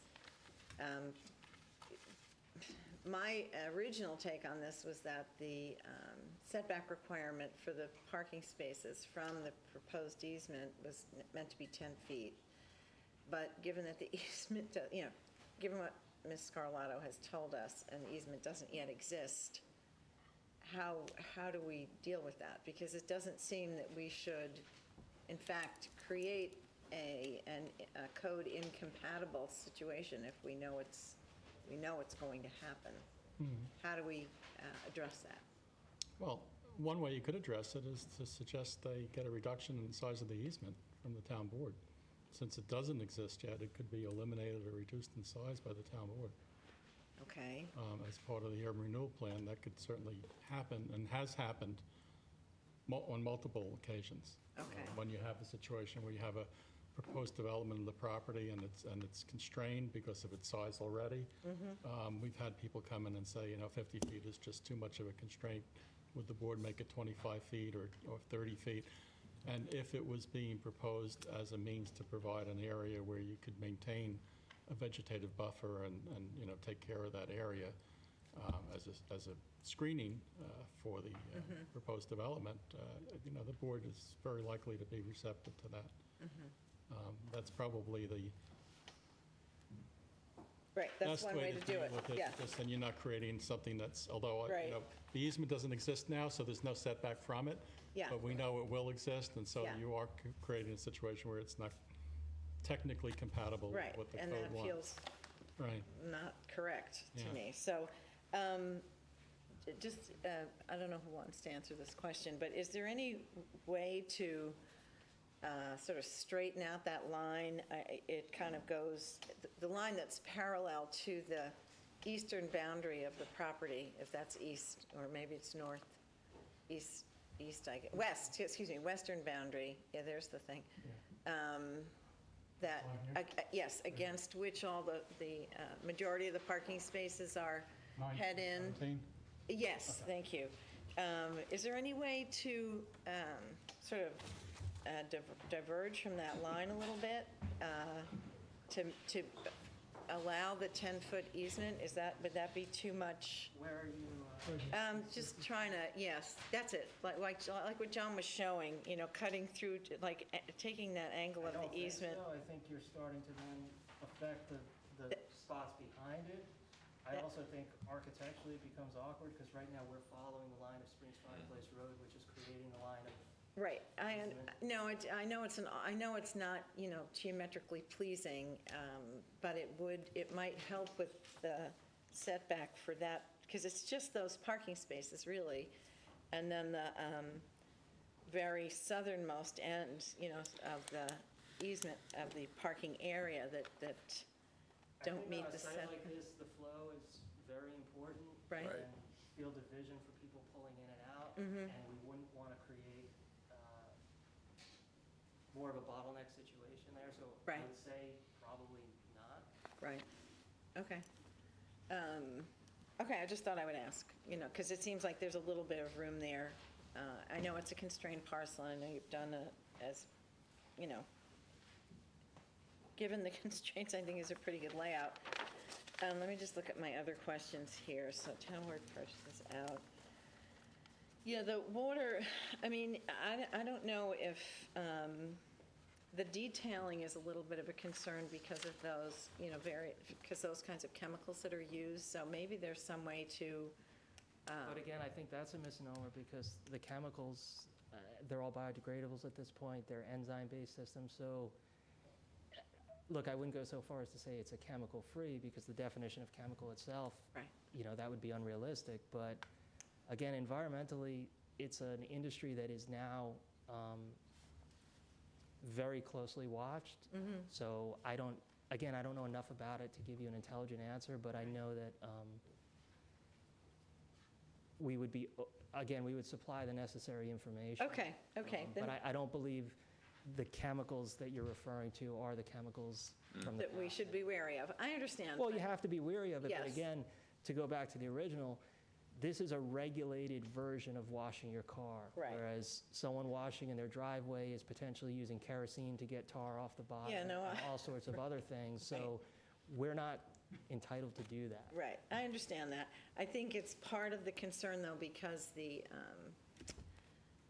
groundwater there, you know, it sort of diverges not too far east of your parcel into the Stony Hill Aquifer and the, But again, as far as I know, a zero discharge system, the groundwater wouldn't really Right. be Right. an issue for it. no, I understand, and I appreciate everything you're saying. It's just, we need to ask these No, I questions. understand. And the public needs to hear what the responses are, because we've been getting a lot of opposition to this proposal. So, and I know that those are what are generating some of the concerns. So it's important for us to have this dialogue and and put it as part of the record. And look, the opposition is surprising to me because most commercial development in the town is something that none of us get the opportunity to use. It's another place for a landscaping company, it's someplace for an individual business. This is something that at least anyone in the community has the opportunity, if they wanted to wash their car, they could go utilize it. Look, I'm not trying to paint a picture that it's a park, but, you know, with the pollen this time of year, with the salt in the winter, I always thought it was a very positive thing. Right. And I felt that given my neighbors being the landfill, what was the sewage treatment plant, the highway department, and the old asphalt plant, how could anyone possibly have an opinion on this piece of property? Right, I understand. There seemed to be some here. Right, I understand. I think that, you know, you've done as well as you can to explain those kinds of things. If you have submitted a narrative to that effect, I'm not recalling it, and if you might... Part of the problem is Britton Bistrian has been represented. Right. Based on some family issues. She's not But here, yeah, so don't- Tiffany and I are kind of trying to do, You're doing the shuffle, so I get she it. knows Okay. more about what's submitted Okay. than I would. Okay. Well, I'll take another look at the narrative, but I think if we, and I remember seeing zero discharge and that kind of thing. I just think it's great that you're here because people didn't know who the owner was, and that's helpful. The DRB comments seem to segue into ours too, though, in terms of some landscaping and, I think we more or less narrowed our hours at a maximum down to, you know, morning to evening. In other words, I wouldn't go so far as to say sunrise to sunset, but, right. you know, 9 a.m. to, look, twilight hours. So those hours would probably change based on, Yeah, daylight. you know, daylight. Right. But I know that they were talking about screening along Springs Fireplace Road, which was our request too. Although this is an older memo, so I'm not sure that they were aware of but the easement has been part of this plan since the beginning, so I guess we'd have to revisit that. The lighting plan, distinguish a left and right turn when exiting. I guess that's one of the concerns. But you're saying these are town roads, and that would be something the town would have to do, I guess. Or we would have to participate with them, but Yeah. they are town roads. Yeah, okay. Manhattan is abandoned, so Manhattan runs behind us. So Right. Manhattan is between us and the landfill right now. So you're or gonna- the, recycling center. You would use the portion when you abandon it, but you're actually using Maryland. So right? Maryland is where you enter the Right. recycling, and Right. Ohio is where you Is where you exit. So we're using Maryland as our entrance. You go through the queuing line, through the Right. tunnel. Right. Then again, at the end of the tunnel, you have the option of exiting the property on Ohio or going into the parking stalls where you can vacuum, dry, do Right, that work there, and then exiting the property. right. Okay, that was helpful, thank you. Regarding the transportation study that Eric was discussing, I mean, we have someone here who could. right, I probably don't know that I need to ask him any specific questions, except to say that we are trying to analyze apples to apples or compare apples to apples when we're talking about car washes. And I'm not so interested in the volume of the study as long as it addresses the same group of topics. And I think that the topics that we asked of the Golden Car Wash, you seem to be missing a couple of things in here that Eric recommended. And again, Yeah. there's someone here, I have read it, but don't necessarily understand it. Right, or, right. No, I understand, care but to read it. there are certain criteria that they use when they're making these, when they're analyzing these things. But I also think the two sites are night and day. I get that there's a difference. I get that there's a difference, but I just don't, I think, for instance, the collision history, an outline, an outline of existing conditions on Springs Fireplace Road, a speed analysis, adjacent traffic volumes. I think those are relevant topics to a transportation study that I don't think. Now, do you have the updated information? I don't know. Do I have the updated information? From when? There was secondary information submitted after the engineer, I believe. I have not seen that. Was it from Schneider Engineering?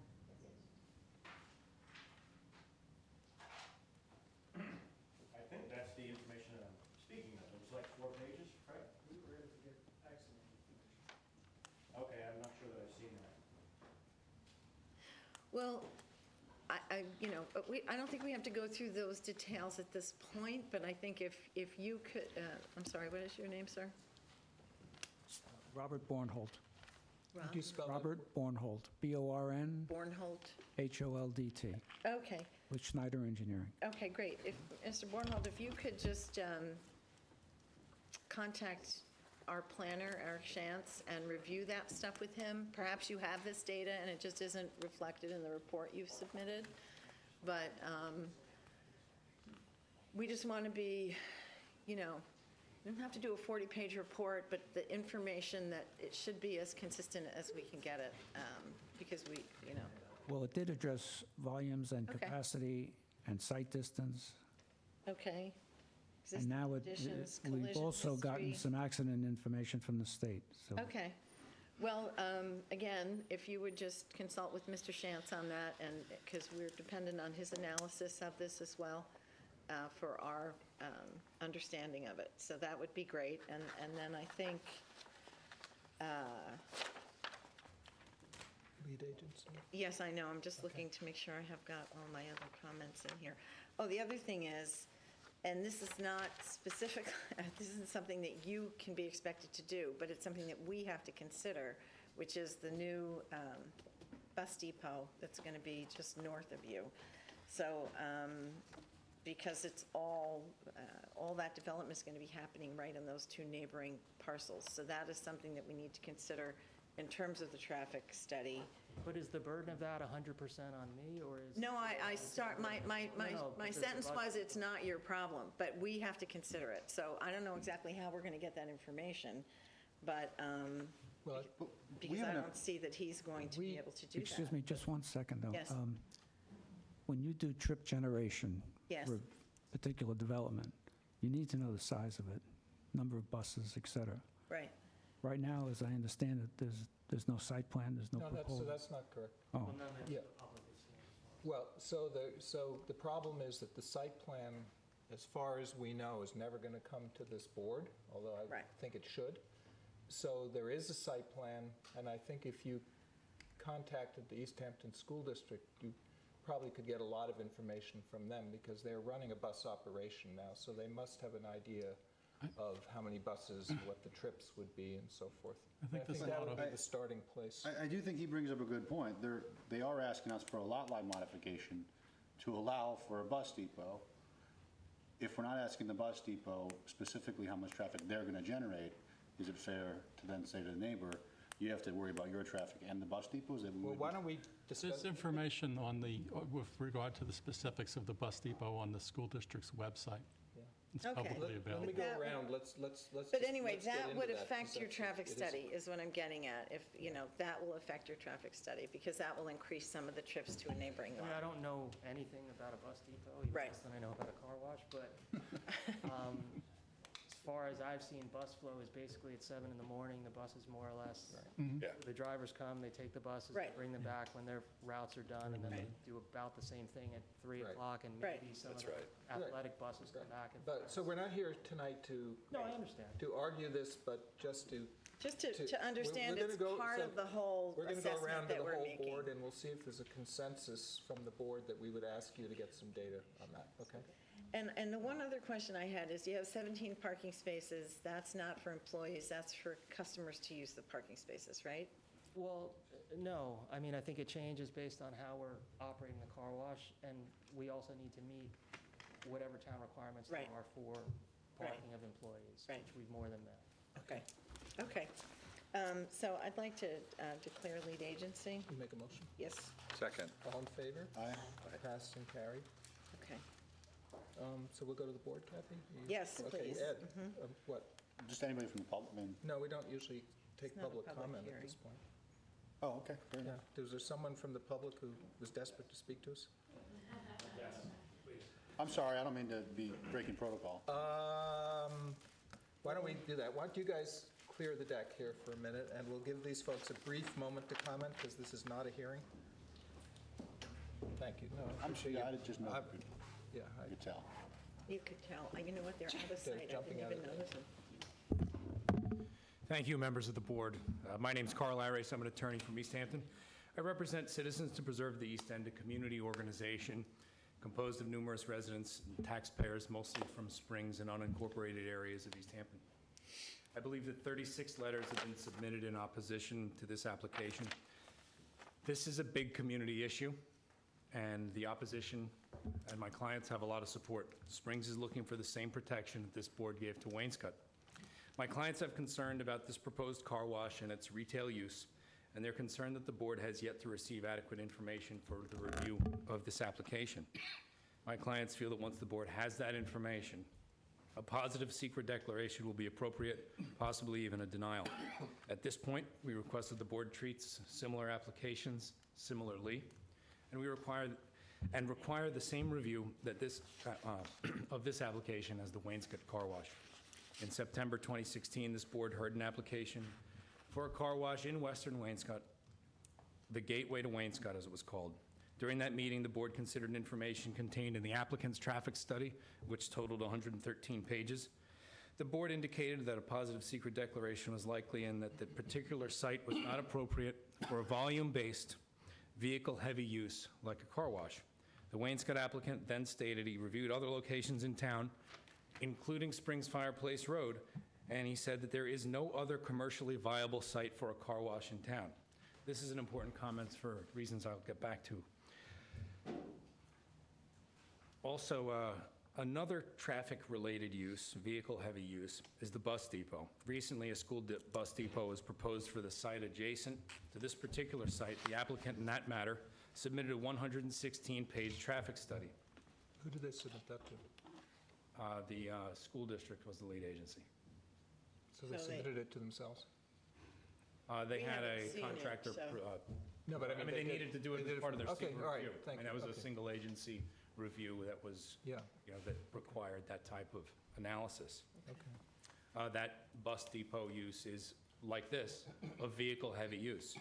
My clients have numerous other specific concerns about the proposal's effects on traffic, not only on Springs Fireplace Road, but on Maryland Avenue and Ohio Avenue, also on the feeder streets like Queen Lane and Abraham's Path.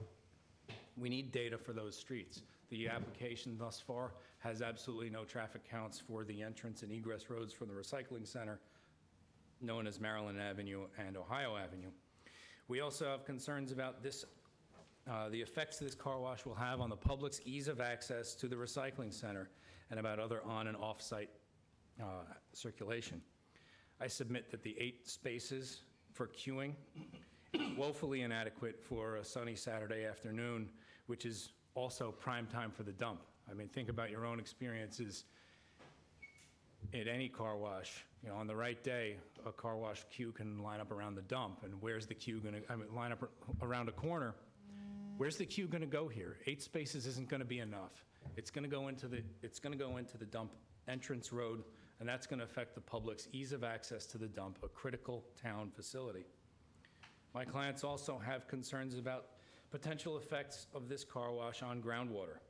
The bus depot EAF described that immediately adjacent site for the bus depot is across Springs Fireplace Road from the South Fork Special Groundwater Protection Area, a critical environmental area. As such, my clients have a heightened concern about the specifications of the water treatment system Thus far, all we've heard is that that information is proprietary and the system's details can't be divulged. I submit that this response is inadequate for the board's review of this critical issue. To help shed some light on this issue, I have a letter from our hydrogeologist named Peter Dermody. I'll submit that before I sit down. We're also concerned about the cumulative effects of successive adjacent applications on Springs Fireplace Road. That's exactly what Member Cunningham was talking about when we're talking about what else is going on here. We have the bus depot immediately to the north. We have another site plan application immediately to the south. This is about cumulative impacts. The Springs Fireplace Road corridor was what the Hamlet studies referred to this area as. It's not really in downtown, it's not really in Springs, and it's not really in East Hampton. So, what is it? The CACs point at each other and say, you should be reviewing this because the traffic going past it goes into Springs. That's what the East Hampton CAC says. The Springs CAC says, well, it's not on our side of the line, so we're not looking at it either. The Hamlet studies address this issue. The Springs Fireplace Road corridor is the region that we should be thinking of, not in terms of whether or not this is south or north or east or west of any particular Hamlet distinction or boundary. Hamlet studies are also important because they have identified the Springs Fireplace Road corridor as over-trafficked and overdeveloped by commercial industrial uses. Those same Hamlet studies, however, overlooked pending applications for the adjacent bus depot, this car wash and retail application, and the parcel adjacent to the south. So if it's over-trafficked and overdeveloped without even considering those three, it's even more over-trafficked with them. We're also concerned that we don't have much information about this proposed retail use. Every once and again, you see the term come up. In light of the Wainscott applicant's statement that this site is not commercially viable for a car wash, it seems difficult to imagine that a standalone car wash would be commercially viable without a heavy retail use. In addition, it doesn't appear that any of the applicant's traffic study provided data on retail use, volume, or impacts on traffic. This board set its own standard at the December 14th, 2016 meeting on this application, which was the last time we were here. You said that we required a traffic study on the Wainscott car wash. We have to do the same here. What you have at this point is not the same. The planning department even refers to it as thin. This location is the gateway to Springs in the same way that the Western Wainscott location for that car wash is the gateway to Wainscott. We want the same treatment. I have those letters for you, and if you have any questions, I'll be happy to answer them. We have a policy which the planning department has requested, is that people not make formal submissions at our meetings. So if you would submit all of that tomorrow to Jody at the planning office, that would be a big help to us. My pleasure. All right, thank you. Are you sure you don't want one now? No, we don't. Copies, I can make more. No, please, no, we've been asked not to do that because it complicates everything. When it comes in and it gets stamped. Well, whatever we have, but we're just in general asking people not to make formal submissions here at the meeting. My pleasure. Also, Larry Penny is here from. We'll give Larry a minute, sure. Thank you. I have the same letter from Peter Dermody. Peter Dermody, by the way, the long-standing hydrogeologist, and he wrote with me the East Hampton Water Management Plan, the second one. I think someone has come along and wrote another one. That was in 2004. At any rate, and that was attached to the big plan, the master plan. At any rate, I have letters, but I'll give them to Joe, Ms. Powell. I wanted to just sort of say that I think this is a lousy idea for placing a car wash. I worked against the car wash, Golden Car Wash on Wainscott for similar reasons. First of all, Georgica Pond was in the watershed of that car wash. In this case, 3 Mile Harbor is in the watershed of this car wash. Having written and done a lot of water work for the town of East Hampton in my 28 years here, I know that the groundwater movement is northwest towards 3 Mile Harbor. In fact, two service stations have polluted 3 Mile Harbor in the past, and I think we got beyond that. The one in Springs that had gasoline, where School Street comes off of Stephen. I'm just giving you a little history, and you know the history too as well as I do. And the one at the top of 3 Mile Harbor Road before it goes by the marinas, that MTBE trustees sued, Suffolk County Water Authority sued MTBE, and the trustees got some money. I don't know if the town got any money, but we know we found MTB in the 3 Mile Harbor area. Now, what I really want to point out is Peter Dermody and I, in 1984, we got a little boat. I got the boat. Peter Dermody was working for a different consultant at the time. And we put the boat into the scavenger waste treatment lagoon. Now, I don't know how many, Randy, you must remember that scavenger waste treatment, a black lake next to the recycling, well, what we call the recycling center, next to the dump, you know. And there was mallards swimming in that black lake, and we took samples, Peter Dermody and I. Then the town stopped, I wouldn't say stopped screwing up, but they realized that this was not the place to put water kinds of, and dumps and things, and the scavenger waste treatment plant. H2M was the consultant for the scavenger waste treatment plant, and they told us, and I was on that committee, and I think Randy got the grant to do it. They told us to put it right where we put it.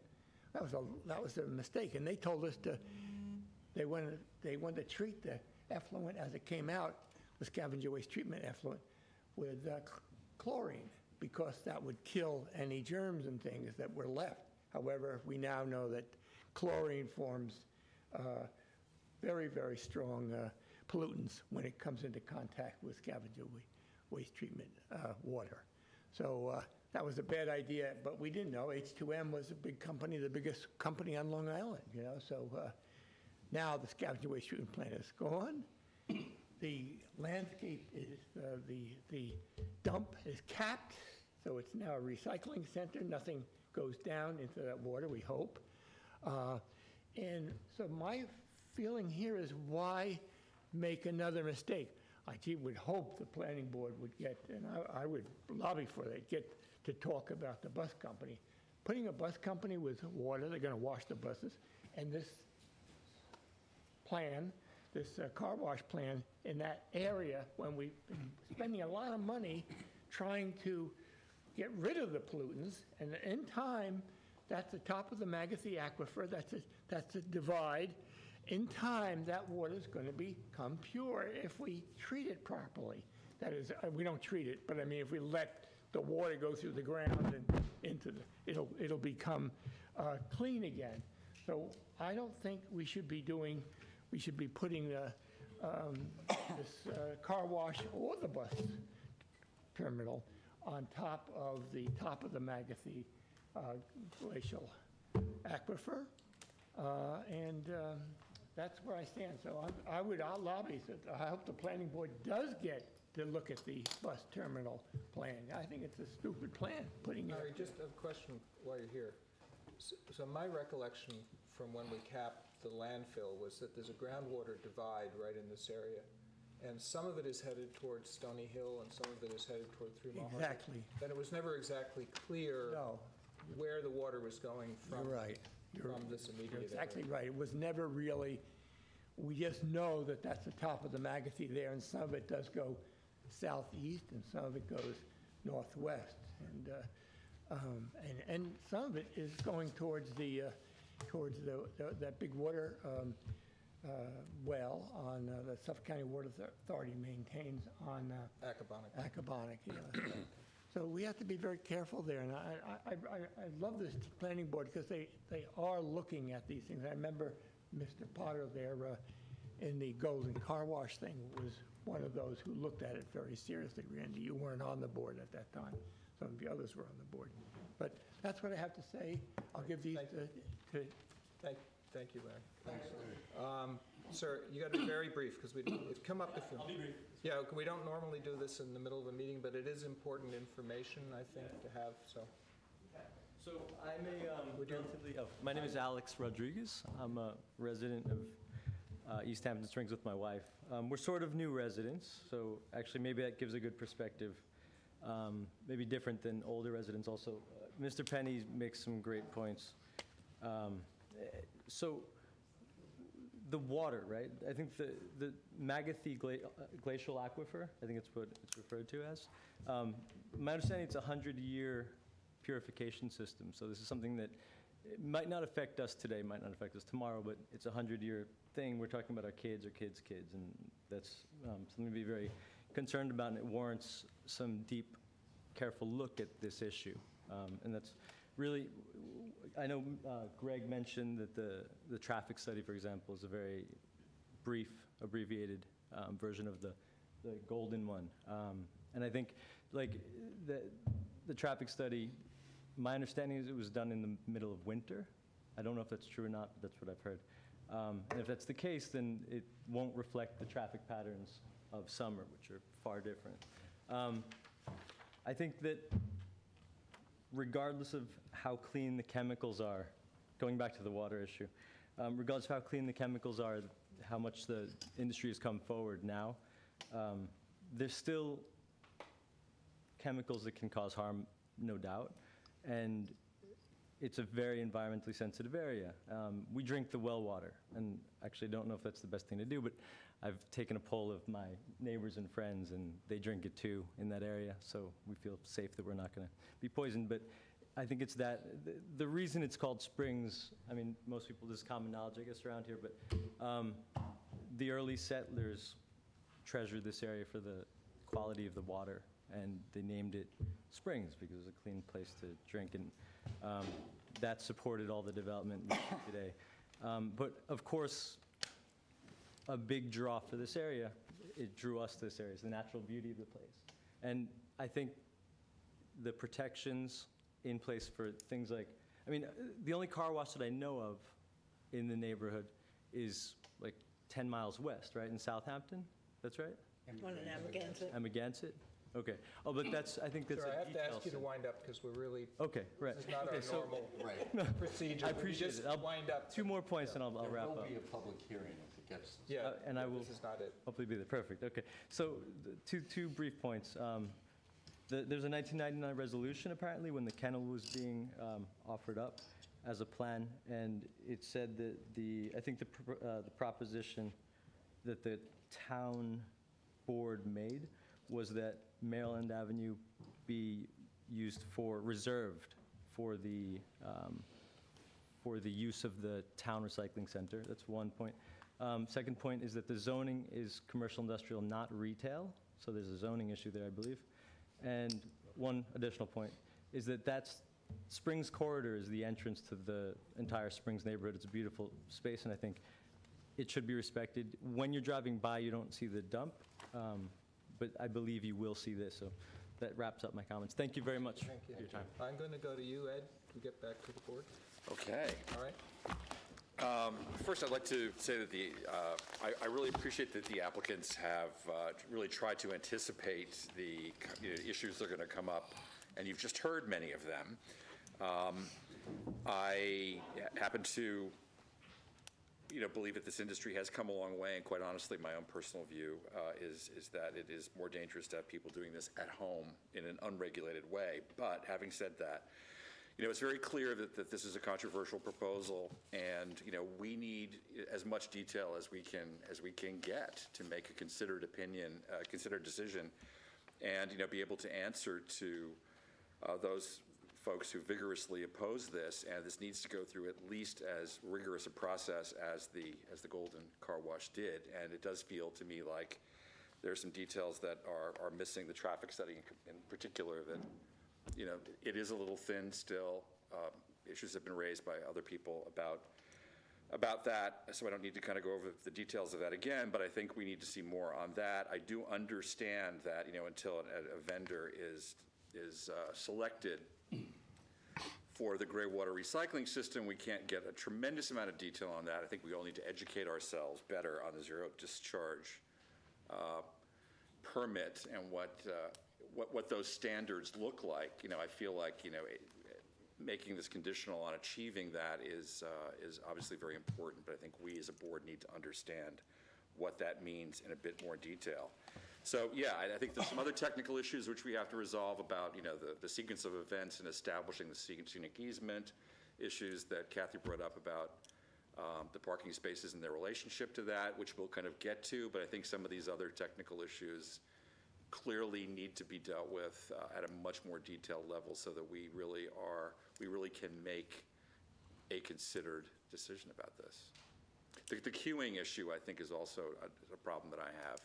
I think 8 cars probably is not enough. Those are my thoughts. Okay, thank you. Ian? Yeah, I think obviously this is going to be a controversial application. Everybody knows that at this point. You know, I think like everybody, I'm concerned about the traffic for sure, the water quality, and we'll need to know more about that. I will say that if this were to ever go through, and I understand a lot of the information is proprietary right now, that zero discharge with respect to all water used would be key. That being said, I do think largely that issue is a health department one, and I'm not sure what our expertise is to say that we can do more than say that you have to get a zero discharge permit from them. That includes all water that comes off of your site. I also think with all the chemicals, you would have to follow our groundwater protection rules to make sure that they're stored properly. There's no or very minimal risk of spillage. So, you know, that's to be determined, but I think it'll be largely a health department issue.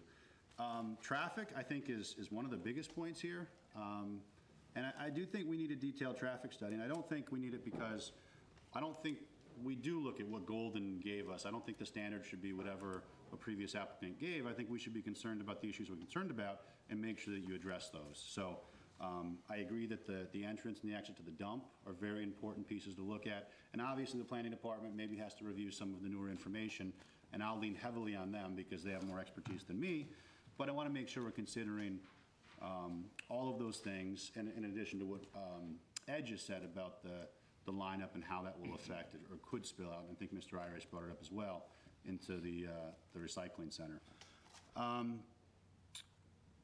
What else? The scenic easement issue, I mean, it sounds like there's precedent for that being reduced, and I think that the scenic easement there would be established to preserve the view or prevent any blight on that view. And so I would actually, I think, be supportive if this project otherwise went along of maybe reducing that scenic easement specifically for the purposes of no paving, no further coverage, but landscaping, screening, you know, to help achieve the original goal, because what's there right now is not beautiful, and to, you know, constrain a site that we'd otherwise approve without allowing for proper screening just seems to not make sense to me. I appreciate what Mr. Iris says about the Hamlet study, and I think those are very important points. I will say, as of now, this is CI zoned. You know, if it's CI zoned, I think we as a planning board, the town is telling us that's the town plan. We have to consider that. If the town decides, based on that Hamlet study, to rezone things, and they tell us to look at zones differently, then we will. But in the meantime, I think it's appropriate to consider this. I think the public hearing here is going to be incredibly important, and it's not going to be a matter of counting people in favor and people opposed. It's going to be trying to gather as much information as possible, which is why I noticed people wanting to speak, and I maybe wrongfully said, why don't we listen? Because I do want to hear all of the information out there to make the best decision.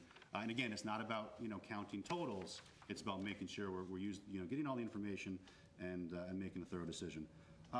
Lastly, I guess I would say that the bus depot. I do, you know, really value consistency on the board so that we're fair to each applicant and people know what to expect. And I don't think we should treat the bus depot as some sort of inevitability. I think that the town has, obviously from a town board standpoint, that they're supportive of the bus depot in that location, but that requires a lot line modification. And, you know, if we're gonna willy-nilly make a lot line modification without analyzing the traffic in the area, I don't think we can sit here and say that, you know, we're incredibly worried about the traffic on this site. And so That application is still going through, but it's not inevitable. We're the board that determines whether a lot line modification goes through, and the whole plan is contingent on that. So I think there's more to be learned from that. So, it's up in the air. I think you've got a hard, it's going to be difficult to get this through. There's going to be a lot more comments, but I'm open-minded, but concerned. Thank you, Ian. Patty? It's hard to add anything at this point. Everyone's basically touched on all the subjects that obviously are coming up, regarding the water and regarding the traffic, and obviously I do feel that we need more information on the traffic. I also feel that I don't have a preconceived notion at this point in time, and I just feel that we should also give the applicant, his due, and not say because the bus depot is going to be there that we have to slight his application. So I do want to let him know that I am going to take everything into consideration. And obviously, as my other members stated, there's a lot more information that we do need at this point before we can make an educated decision. And, I will do that. Okay, Randy. So at this point, and I don't think I'm going to change how I feel about this, I think the idea of a town acquisition is the best solution here, and I would encourage the town board to reopen discussions. We've got so much going on in this corridor. The town board doesn't seem to want to include it in this phase of the Hamlet studies, which leaves the planning board to deal with it. So I think at the very least, we have to look at the cumulative traffic impact from One Stop Market, the Bistrian Golf Course facility there, Bistrian Sand Mine, all of the approved CI applications that haven't been built that we've approved on Queens Lane. There's a pending one for a major parking facility there. The landfill traffic is more than just people going to the dump. There's commercial haulers. And then we have the bus depot. I don't see how we can make do intelligent planning without having a comprehensive look at the corridor, which is what has been suggested. Who pays for that? That's going to be a legal question, but I don't see how we can review this application without looking at the cumulative traffic impacts in this entire area. Okay. Just so speaking as an individual board member, before we go through these questions, I think it's important to let the applicant know if anyone feels they're not likely to support this application, and I'm not likely to support this application. I do recognize it would be good to have a car wash in the town, but we're getting very close here to the Stony Hill Aquifer, and I think to any kind of water-dependent, high-traffic type of use in this location, I think is a bad idea, particularly because it's placed between the entrance and exits to the landfill. And I think it really is it should have been bought by the town years ago for the proper price as a buffer and a green space from the landfill.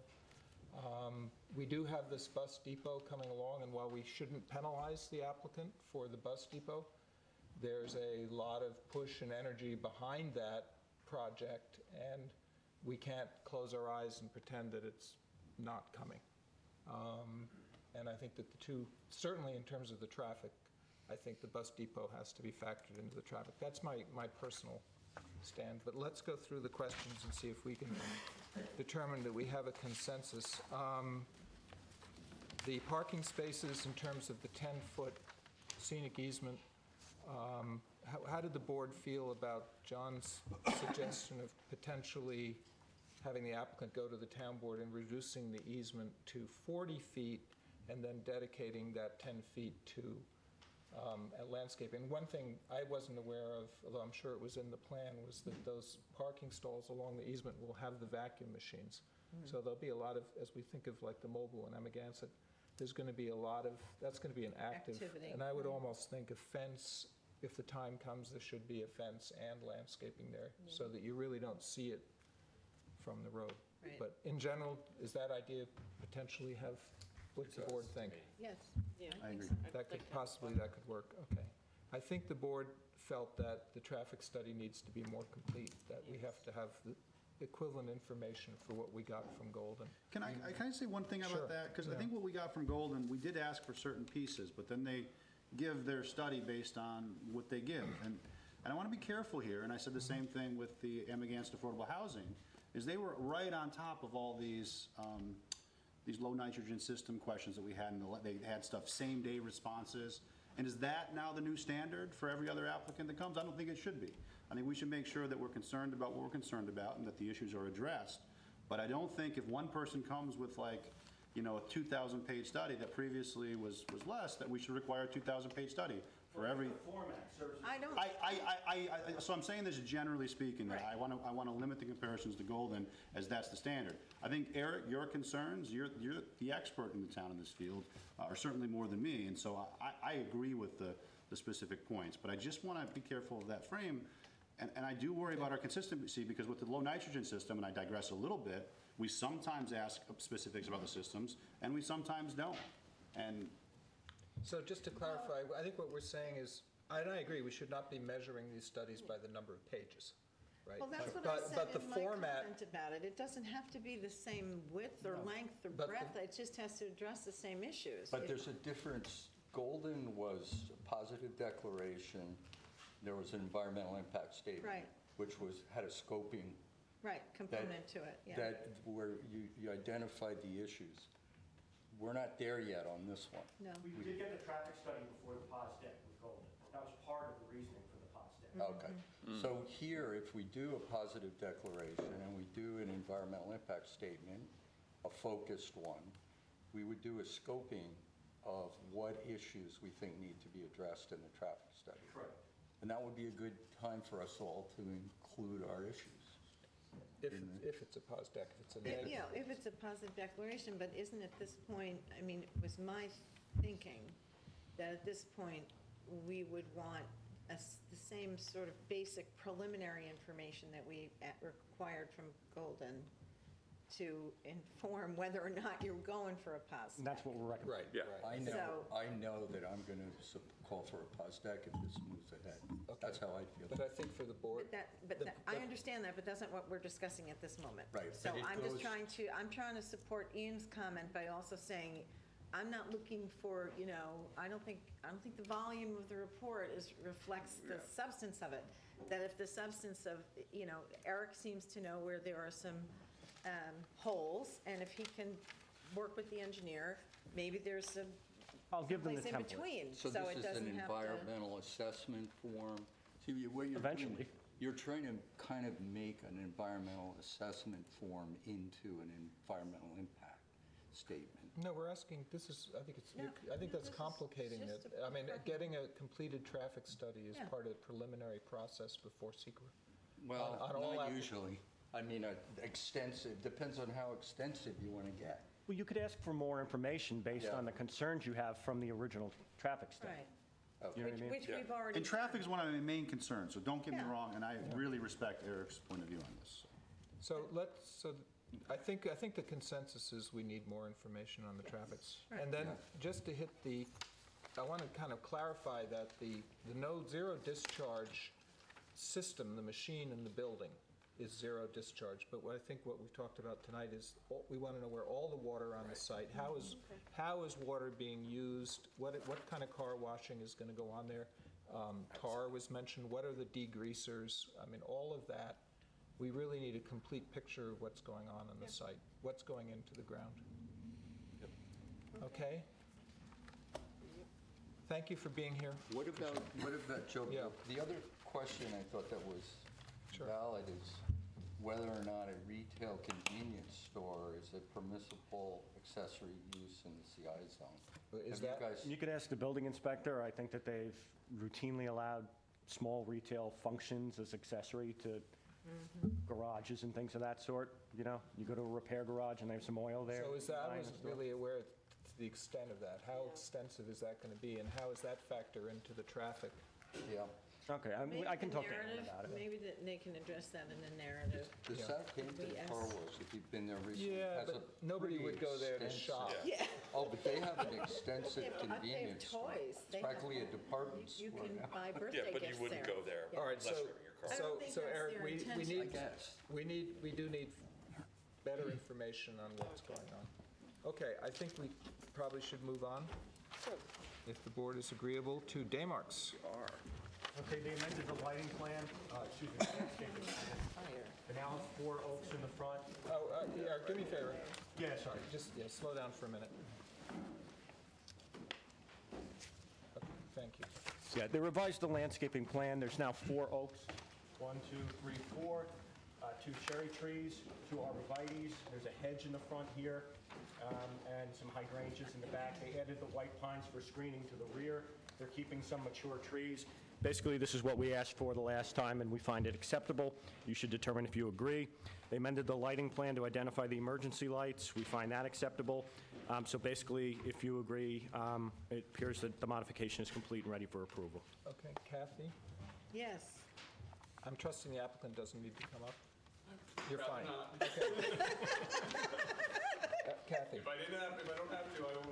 Okay. Right, sorry, I just misplaced that memo. I, generally speaking, Mine if am you want. very happy to see Here, you can have mine. the Oaks are back in. That's great news. I had a couple of notes written down. Oh, here it is. Oh, no, I didn't have any notes at all. So that's a big help. One of the things that we were concerned about, all the landscaping you were proposing in terms of the knockout roses and all the rest, were great in terms of, enhancing the building, but it was such a horizontal view. This helps with the profile, which is really what we were hoping for, and to maintain some of the older trees in the back and to have those white pines back in there. We're very happy with that. And the addition of I am very happy with that. And the addition of a 4th oak in the front, I think that does the trick. So thank you, and I'm happy Okay. to go. Ed? Yes, thanks to the applicant for making the changes, ready to go ahead. Ian? I agree. I think they did everything we asked for, and I appreciate it. I think it's ready for approval. Patty? Ready for approval. And Randy? I just have a question for the planning department. The plan looks great, but I'm thinking in the winter, did you consider that these oaks are they're all major screening is deciduous, so. I mean, they're very large growing trees, but yes, they are deciduous. I don't think the idea was to completely screen out with white pines or anything like that. The original plan had deciduous trees, flowering bushes, shrubs, an inkberry hedge, a privet hedge here. The idea from the original approval was never to completely black out the building. Right. But it should go a long way to break up that profile. I mean, those scarlet oaks are going to be planted 10 feet, and they grow to 50-plus feet. Those cherry trees are both about 10 feet. The arborvitae are similarly, I think, 6 feet. And there is a privet hedge here, and again, an inkberry hedge. Yeah, the ink, right. Should help. And the cherry and the extra oak over here should help break up the view from this direction. And then this is actually a whole bunch of ferns and sedges that'll, further reduce the starkness of that, point of the facade. All right, so I agree with the board, so I think that this modification is ready for approval. Okay? 55 Town Line Road.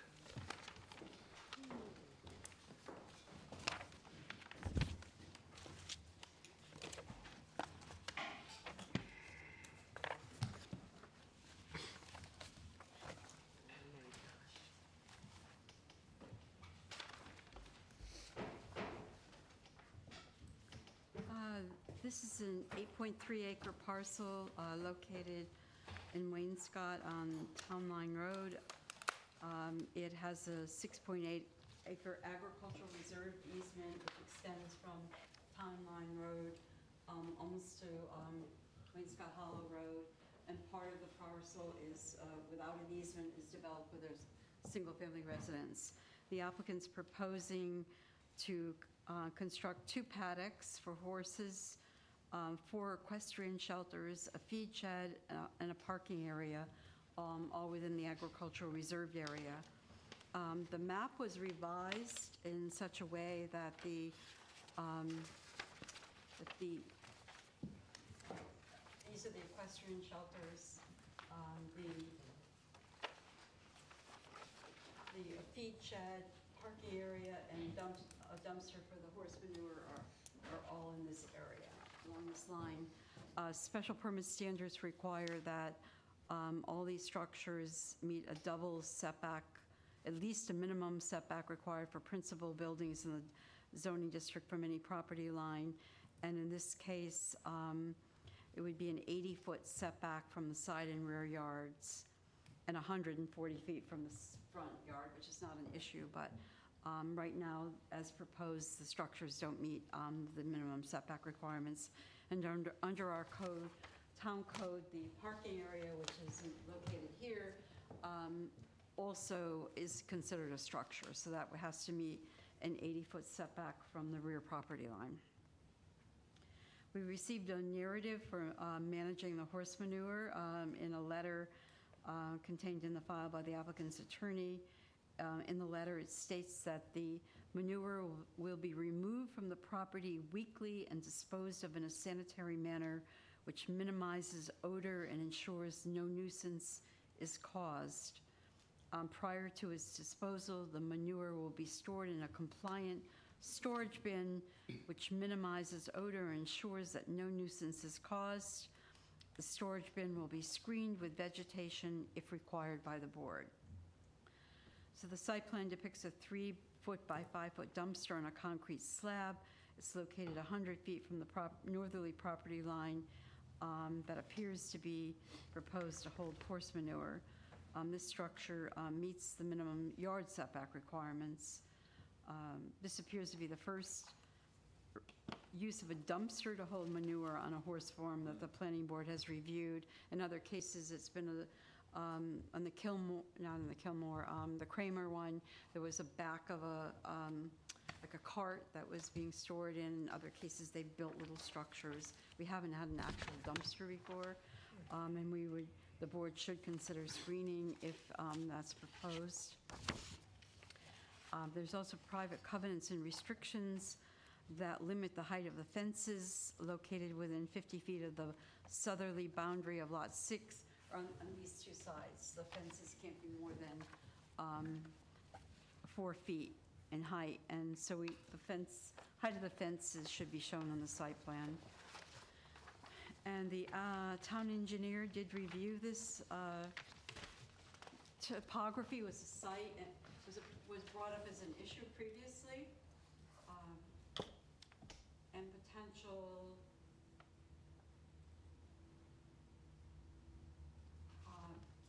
the site shown in blue here, and this is Wainscott Pond, and the site is relatively level to get to the edge, and then when you get off the edge, it drops off sharply. And you can see that there's the drainage shed goes directly from the street down towards Wainscott Pond. And so we wanted to, and that has had algal blooms based on high nitrogen levels. So we wanted to make sure that there wasn't going to be runoff to the site. And that was actually before the dumpster was proposed to hold that.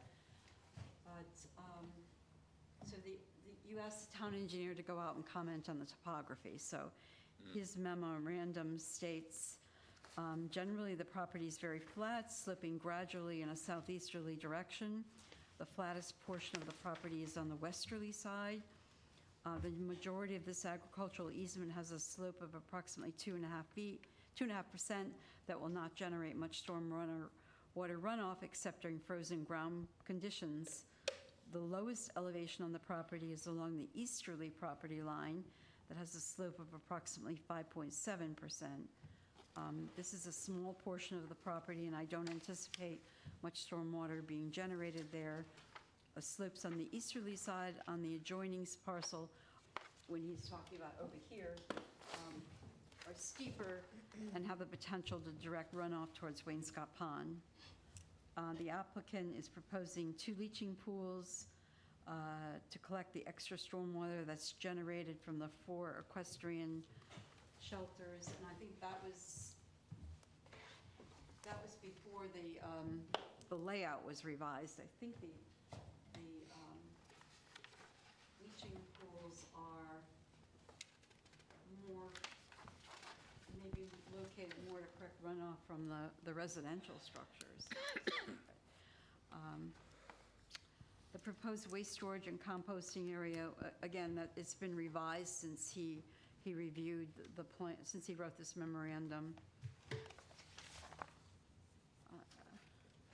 Right now, Would you blow it up, Joanne, so we Yeah. can see the horse buildings?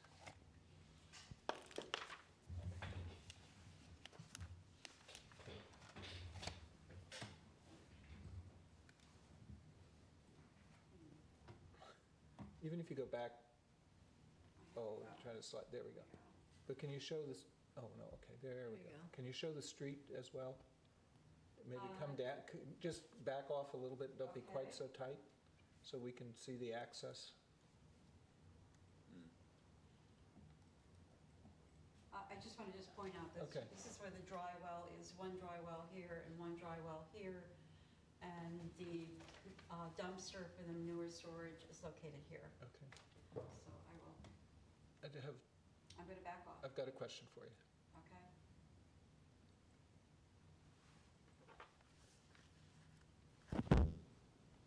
There, great.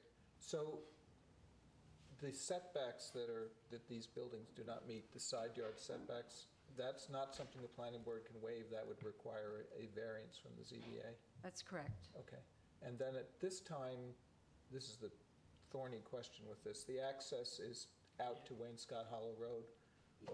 over the adjoining, Yes. and can we ask you, John, before we go to the applicant, to comment on that litigation, where all that ended up? Remember, we had Bob Kaufman here representing the neighbor and so forth. It is still pending at this point. There was a Supreme Court decision that basically said there's no prohibition listed in the documents that would prohibit access being taken for agricultural use through the agricultural easement. And it's now on appeal at the appellate division. And it probably will not have a decision on that for a year or so or more. So we should process the application without regard to that? I think so. Okay. Joanne, did you? So the conclusion is that the project needs to be revised to meet the minimum setback requirements under zoning, and you should discuss the manure storage and screening and the general layout. Okay, thank If you have any comments on that. Is there anyone here for the applicant? Good evening, members of the board. Brian DeSessa, the Adam Mill Group, 2462 Main Street, Bridgehampton, New York. We've been here before, so just keep my comments brief so I can hear from the board. The manure storage area was added. The intent here is to keep this as rural and as natural as possible, and that there are 4 horses that are going to live out their retirement here. So my position is that this falls under an Ag and Markets 30111 as farm operations, which wouldn't require the special permit double standards for the town, and it would have to comply with the covenants at 50 feet, and that's why these were plotted there. I learned of the memo in that in the last 24 hours. I briefly talked to Mr. Jilnicki, and we'll be following up with him subsequent to tonight's meeting to get clarification on that, and that's why they were at 50 feet. But nonetheless, we can investigate 50 feet or 80 feet. We can determine that. The manure storage bin was proposed because the anticipated use and the idea here was to just rake manure to recompose it into the ground to keep the grasses growing there. It was raised by planning that we should have since their position was that it was a special permit, that we should have a manure storage bin. So the intent is not to collect all the manure on the property. Since there's a limit that we're proposing here of 4 horses, that manure would be reintegrated into the soil. It's common to be called what's called dragging. So manure that would potentially wind up in the storage bin would be excess manure from mucking the underneath the run-ins. And now these are not, the equestrian shelters are run-ins, so they're not, there's no foundation, there's no footing. They're temporary equestrian structures that are mounted to 6x6 posts that are open, open on one side. So they don't close, there's not doors. It's for in bad weather, inclement weather, for the horses to go under. So there's, to that effect, there's nothing on that. The fence height was noted on the previous planning board memo, 54 inches, which complies with the covenant and complies with the code as the height. I'll have that added to the site plan as a note, which is not an issue there. The parking area, we can discuss. So the parking area is a area which is right up here.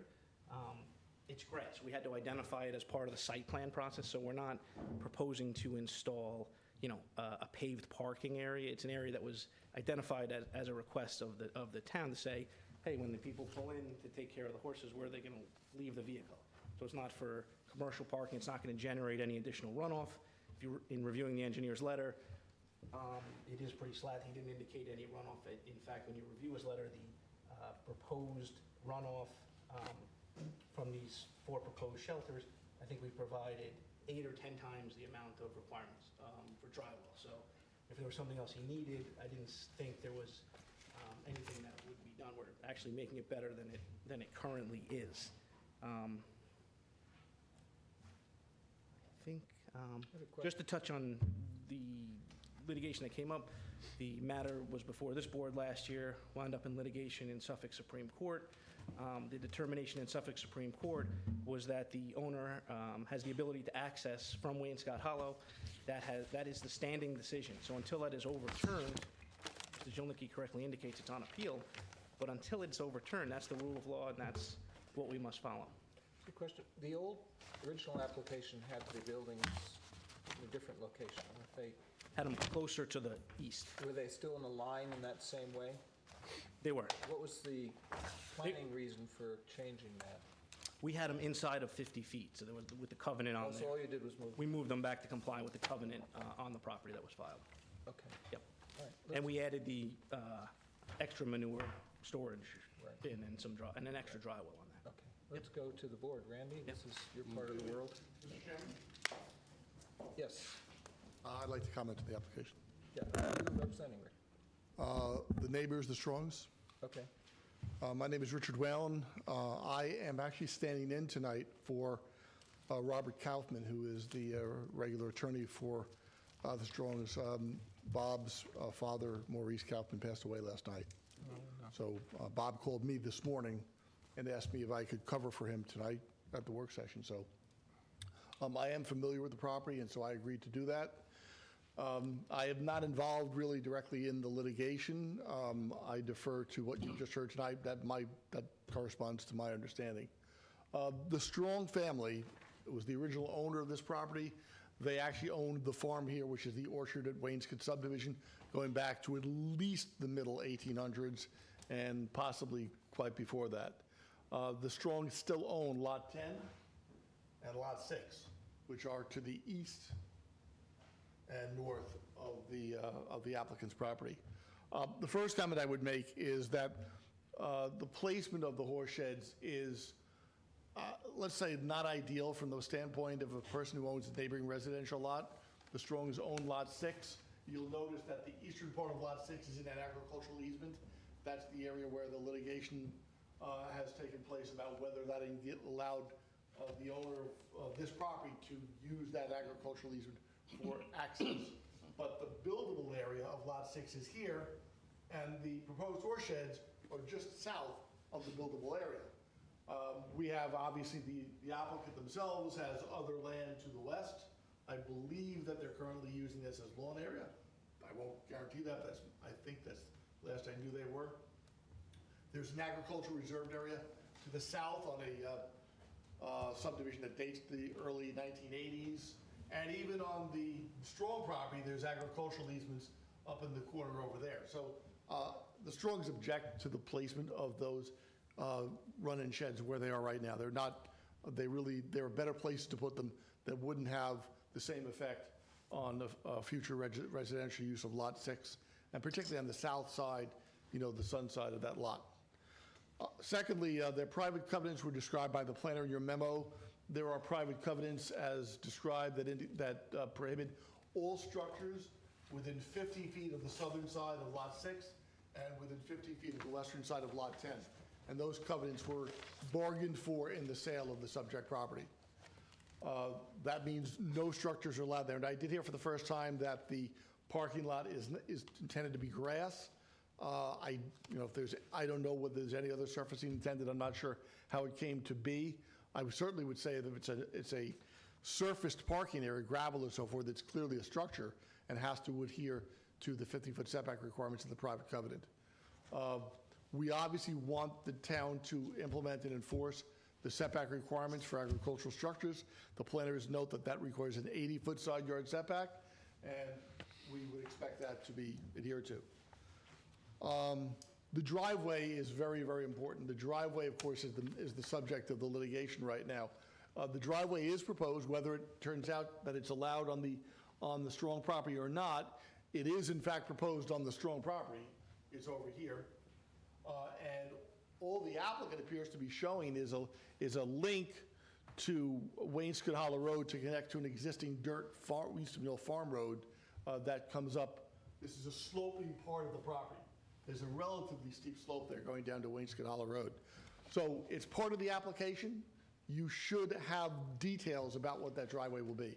I can't discern right now what, other than they're connecting to the dirt farm road and then making sort of a left turn into this open area. I think you need more than that. I think you need to know, we would like to know, my clients would want to know what's being proposed. You need to know what's being proposed. You do have slope considerations there. You do have drainage issues. So I think that the driveway should be better defined. The town engineer's memo does make mention along those lines as well, and I would agree with that. The town engineer's memo also talks about the waste storage area, and there is no drainage plan shown for that area. We would like to see that. Fence heights, as indicated in the memo, should be shown on the plan.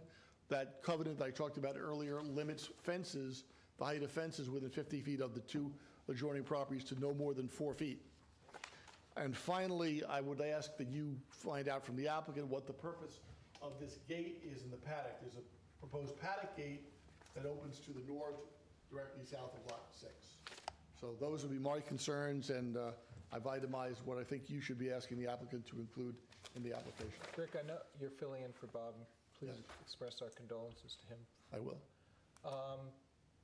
Do the Strongs have an idea of a better place for those buildings that you're not ready? I don't know, because I have not had the question would opportunity be, to talk to them. What might be better for the Strongs might be worse for another neighbor.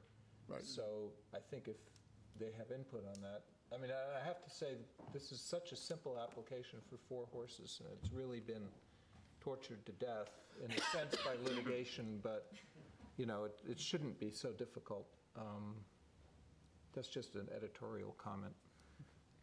But I do appreciate from the Strong side why they don't want this access, and, And that will probably be resolved in litigation. I just, in terms of the run-in sheds, look, you can have a horse farm on the property. It's an agricultural easement. There's no question you could have a horse farm there. But I think placing the structures, you should give consideration to the neighboring residential landowners. That's really all I'm saying on that. right, it's just often the case with agricultural buildings that, well, so where would it not hurt somebody? Well, this is an agricultural reserve to the south.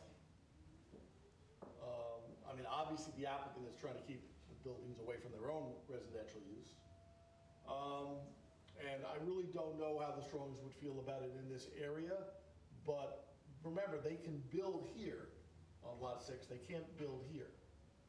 So presumably, they would rather not have buildings in proximity to the south property line. You're going to develop there, you're probably going to, for solar and other reasons, want to face to the south. Is that going, but in that corner, so that we're not in their face, the buildings, is that where the slope is going down pretty dramatically? No, the slope really begins, I think the slope really kind of begins off this corner. It's really So if the buildings were shifted slope in, is more on the Strong if the side. buildings were shifted east a bit to not be right in the view of the Lot 6, that might be feasible from a topography standpoint? Definitely feasible from a topography point of view. I can't you know, I haven't had the chance, obviously, to talk to, you know, my clients about exactly where their preference would be on that regard, but could you, this whole area, I think, is pretty flat.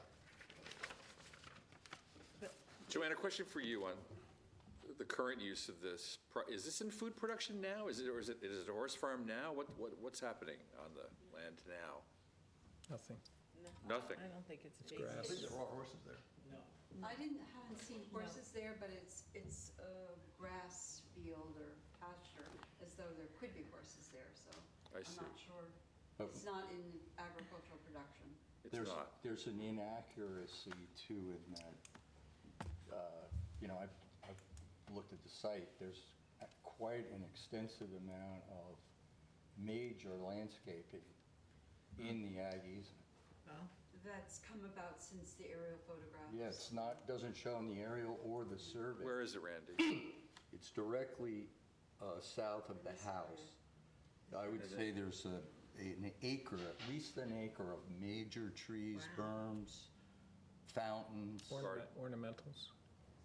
which is No really... no fountains. Yeah, I'm the owner, so Right. there's no fountains. Well, there's some round stone. Big bird? I mean, do you want to come up? Why don't you come up? Because Statuary. this is a, Let me just, if I can just say one thing before she speaks. yeah, so or you might not want her to speak, but, That's what she the, did tonight, so okay, that's so just- this been is, so long to this get is a the bit of a side issue, but it's an important issue policy to the town that agricultural easements have become ornamental lawns and places which are complementary to the residents, but are not, it's not the intent of an agricultural easement, which is, it's meant to be for farming. And we understand it's happening all over town, and we'd love to see that whole piece, even if it's all horses, would be fine, go back to agriculture. But that's not a condition of the discussion. we're Correct. having. Newer covenants provide for that, older covenants are Did not. silent, Well, so. well, there's a question if the existing covenants, which this is a legal question, prohibit They do not. non-agricultural structures. They do not. They don't comment on that. Well, I'm not sure about that. They're included in our memo today, and it says that, well, so we need to see, but I believe non-agricultural structures and the definition of structures that we're given includes berms, and it's a very broad definition. So I think there's a question, even if there's not, whether or not you would consider trying to be more consistent with the town policy of having agricultural land available for agriculture, and I would say blocking off the view with a big hedge all along Town Line Road is also inconsistent with town policy on preserved land. So you've got two activities going on there that are contradicting what we're trying to do there. I would agree. Currently, I'd say a lot of that has been vetted out. We've been in litigation, as you've heard. And none of those are illegal or violate any town statute. Currently, I could submit to you, obviously, your council will advise you. The fence is permitted. You have CNRs. It doesn't provide for that. The covenants and restrictions, Mr. Whalen, I think, was part of that subdivision process at the time. So, he's familiar with that. He's been part of the litigation, so he's currently aware of that. Originally, we had some of these structures further east, and then the request was to move them west. So That was a request from? In conversation with Mr. Kaufman, obviously, he can speak to that at another time, not tonight, but we had them further east to this corner because it was closer, and then he asked them to Well, I think it's because. come this way. I mean, Sure. that's kind of contradicts what Mr. Whalen was saying.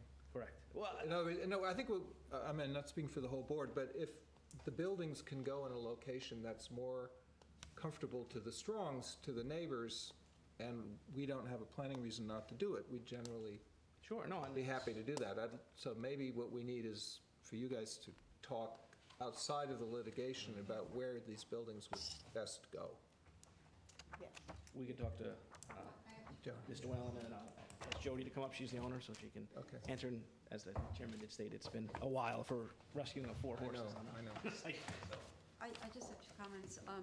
I'm not sure, even if the CNRs wouldn't limit non-agricultural structures, it was an agricultural easement given to the town, and so that easement, To look at the ag. that easement may affect what can go in there, and they usually would limit non-agricultural structures. So And stone wall, for example, that was non-agricultural might not be, Well, planting of specimen landscaping trees? is there no stone wall? We'll have to take a look at the Aggies. Well, there's- Usually it's reserved for agricultural purposes. Yeah, I think, replanting flowers, but the hedges that you're talking about on Town Line Road. You should, why don't you come up, because the television is, the LTV is. No, it's As fine. best Just- I can and answer as many would you tell questions us- as I tell- can. Tell us your name for the. Yes, so I'm Jody Siders, and I want everybody to know this is for Amaryllis Horse Farm. These are rescue horses.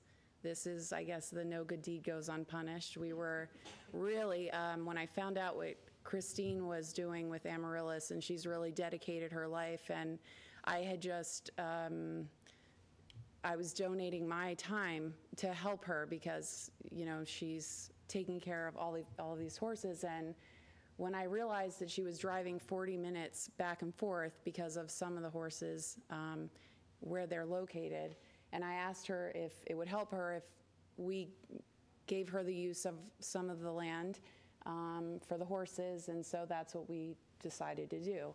This has turned into quite a different story, but we feel obligated at this point to proceed, and she's very appreciative of that. Can I ask you a question on that? Sure.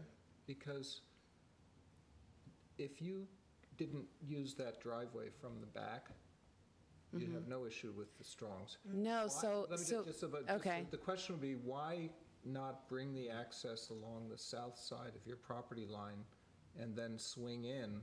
Are you talking about Yes, here? yep. no, from here, from So town. as you heard, From and I'm, the bottom. oh, okay, so I'm gonna speak as best I can, because we've gone through, and we've tried to be so accommodating. Everything that we're asked, we try to do it. We try to come up with ways. We're not trying to hurt anyone. So when I spoke to Christine, the problem with coming in on this side is when they do have to trailer the horses in, which isn't often, but when they do need to, or in the wintertime, whenever she has to bring her truck in, or she's got to get to feed, or if there's something that she needs to access the horses, the problem with coming in on this side is a couple things. One is the pitch for the turn-in. We have a gate over here, and the rest is all hedges, which were put in prior to us purchasing the property. So she one, can't make this turn. It would have to be a much bigger area to come in. But then, when she comes down here, we have a problem, as you heard before, with, I believe, the engineer, is that the run goes to this back corner for the water drainage. So what happens is the ground gets very soft back there, and there's not enough, it's not firm enough to drive on. So she would have to come down here and either make this turn and come and make this turn and make this turn and come all the way around, because there's nowhere for her to really come down here and turn around. She can't, you know, we've tried to come up with a way to do it. Which I suspect is the reason why when the Strongs were farming this for however many years, number of years, they've had this dirt road access to Wainscott Hollow. And speaking about the pitch, it's actually at an angle. And Christine explained to me that any farmer or anybody who's trying to get in, that's exactly why they used that, was because the angle is such that it makes it very easy to get the truck in and just to do a turnaround and go right back out. And so we were proposing to use the drive that's been there for the last 100 years. We aren't paving anything. We don't want, you know, we're just trying to access. As far as the run-in shelters, I mean, I live there. I don't want anything that's not aesthetically pleasing, and I certainly don't want to upset my neighbors. So, I mean, we originally, part of the location of the shed is also for her to be able to, in the winter when there's snow and she's trying to feed the horses, She needs to be able to get to where they feed. So for her, the easy access was to come in here. We even told the Strongs, or tried to relay to the Strongs, that if it made them happy, we would be happy to use the turnaround instead of being outside of this reserve area, which we know is our right. We would just have them turn around on the inside here because this ground is actually harder than this side. So we offered that. But it makes it a less travel distance for her to actually come in and feed them here versus having it somewhere else. So to your point about where they're located has nothing to do with us. We could screen them anyway. There's, you know, if we're allowed to, or if we have approval, I mean, we're happy to screen them.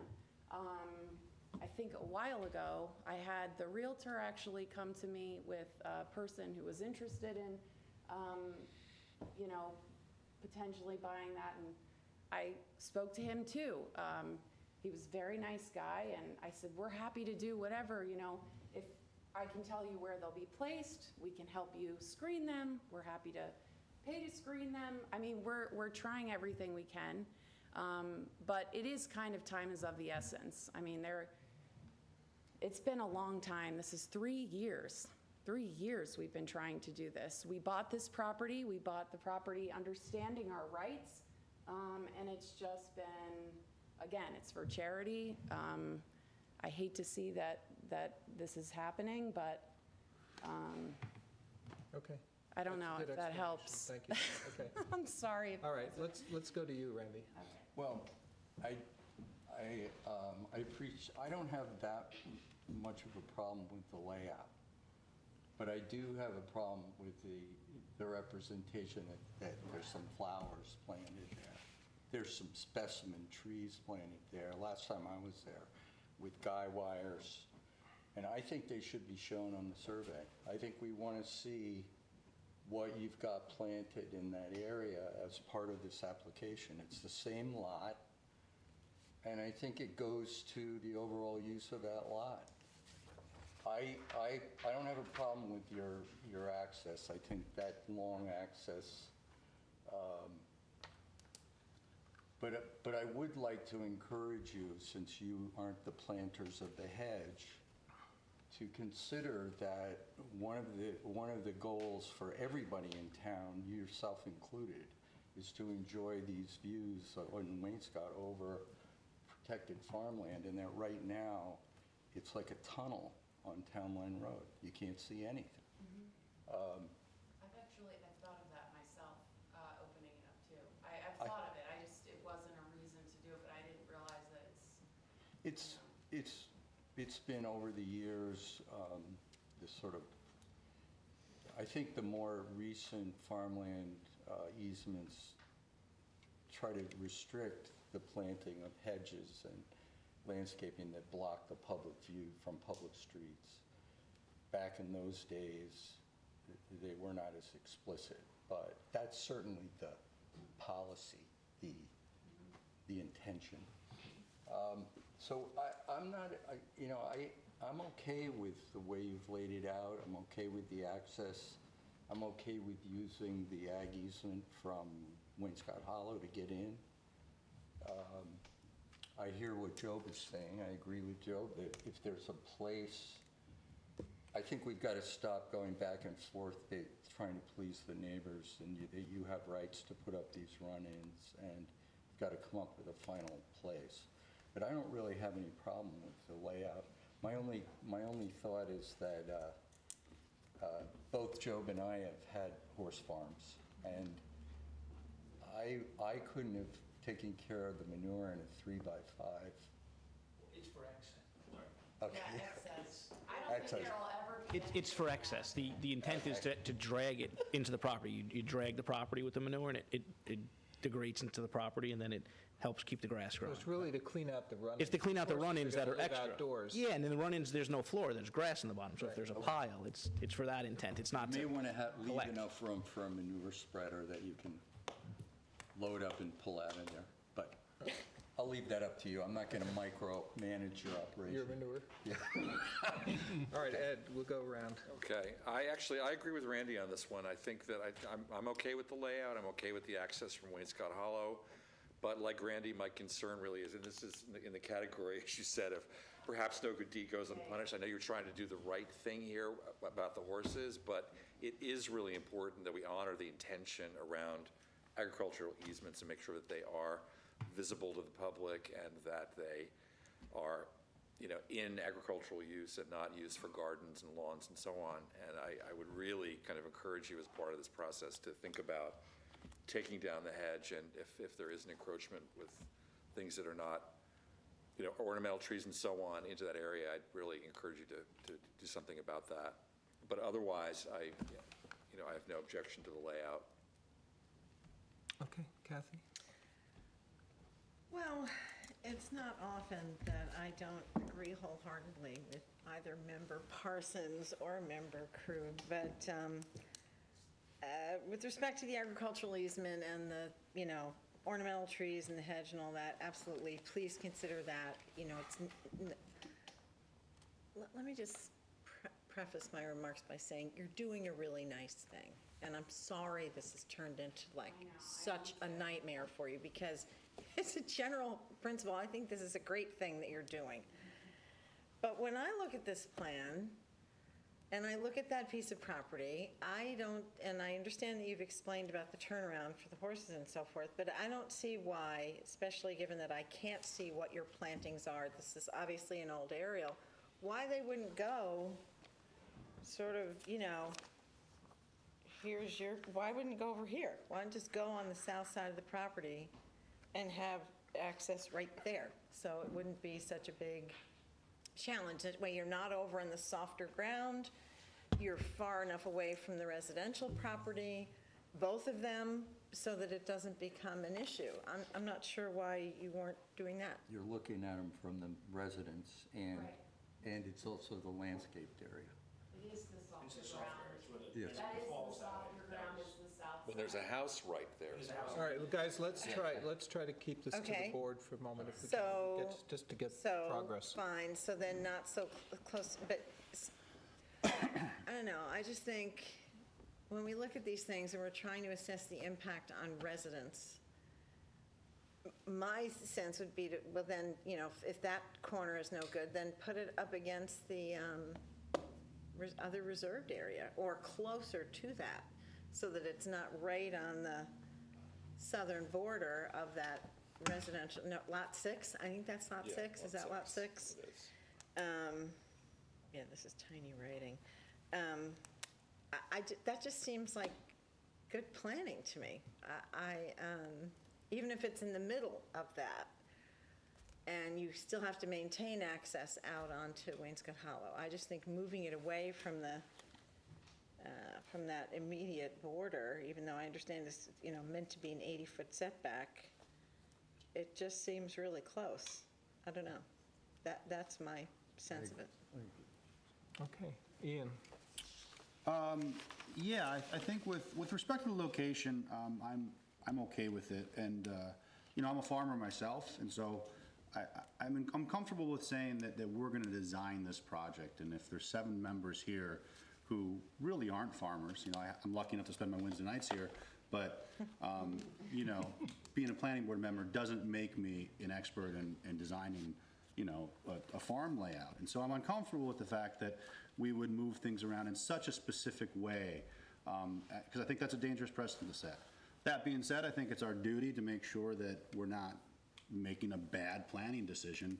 And frankly, I think to create a longer access that might be cutting across more of the field would be poor planning, which has been at least tossed around as suggested to appease a neighbor. And, I think we always have to worry about residential neighbors, but I think our code pretty clearly instructs us that agriculture is a real important thing in this town. So generally speaking, I think we have to let farmers or people on ag lands determine what's going to work for them, as long as there's nothing egregious or something that's really problematic, and not get so cute with it that we get it just in the place that we happen to think best.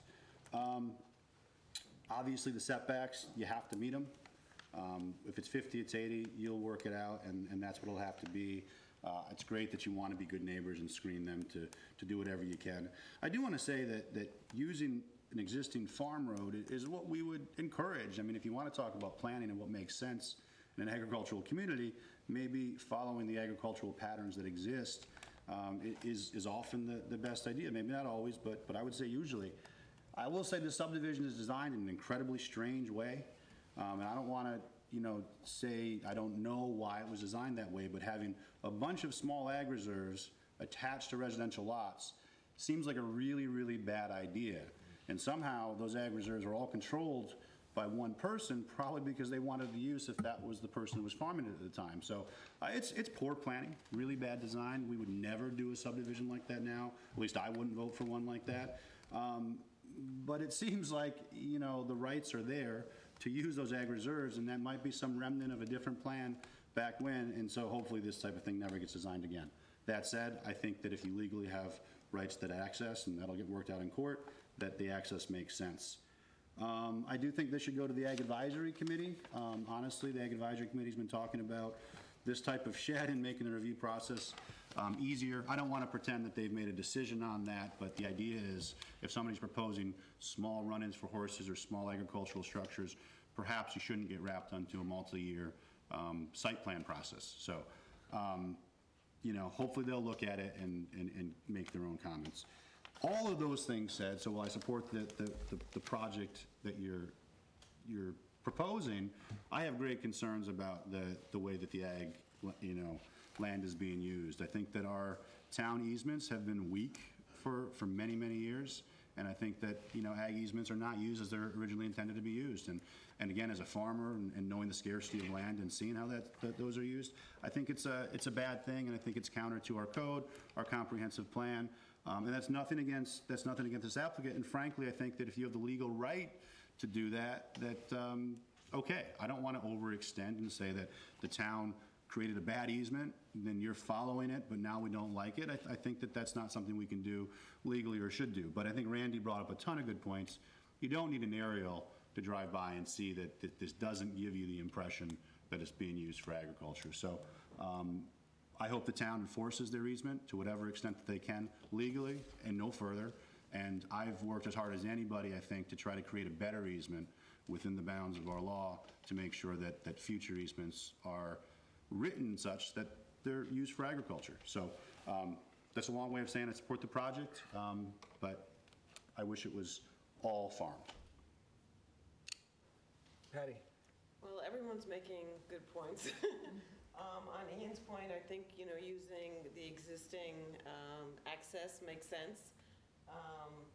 I think, however, we have to be concerned about the neighbors, so I think you need to determine, obviously, what the setbacks are, whether it's double or it's not, and perhaps if there's some sort of compromise, or that at least it is double, then maybe some sort of,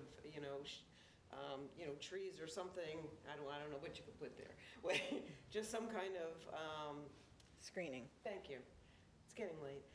Some kind of screening would be acceptable to the neighbors and to someone who might want to purchase that lot.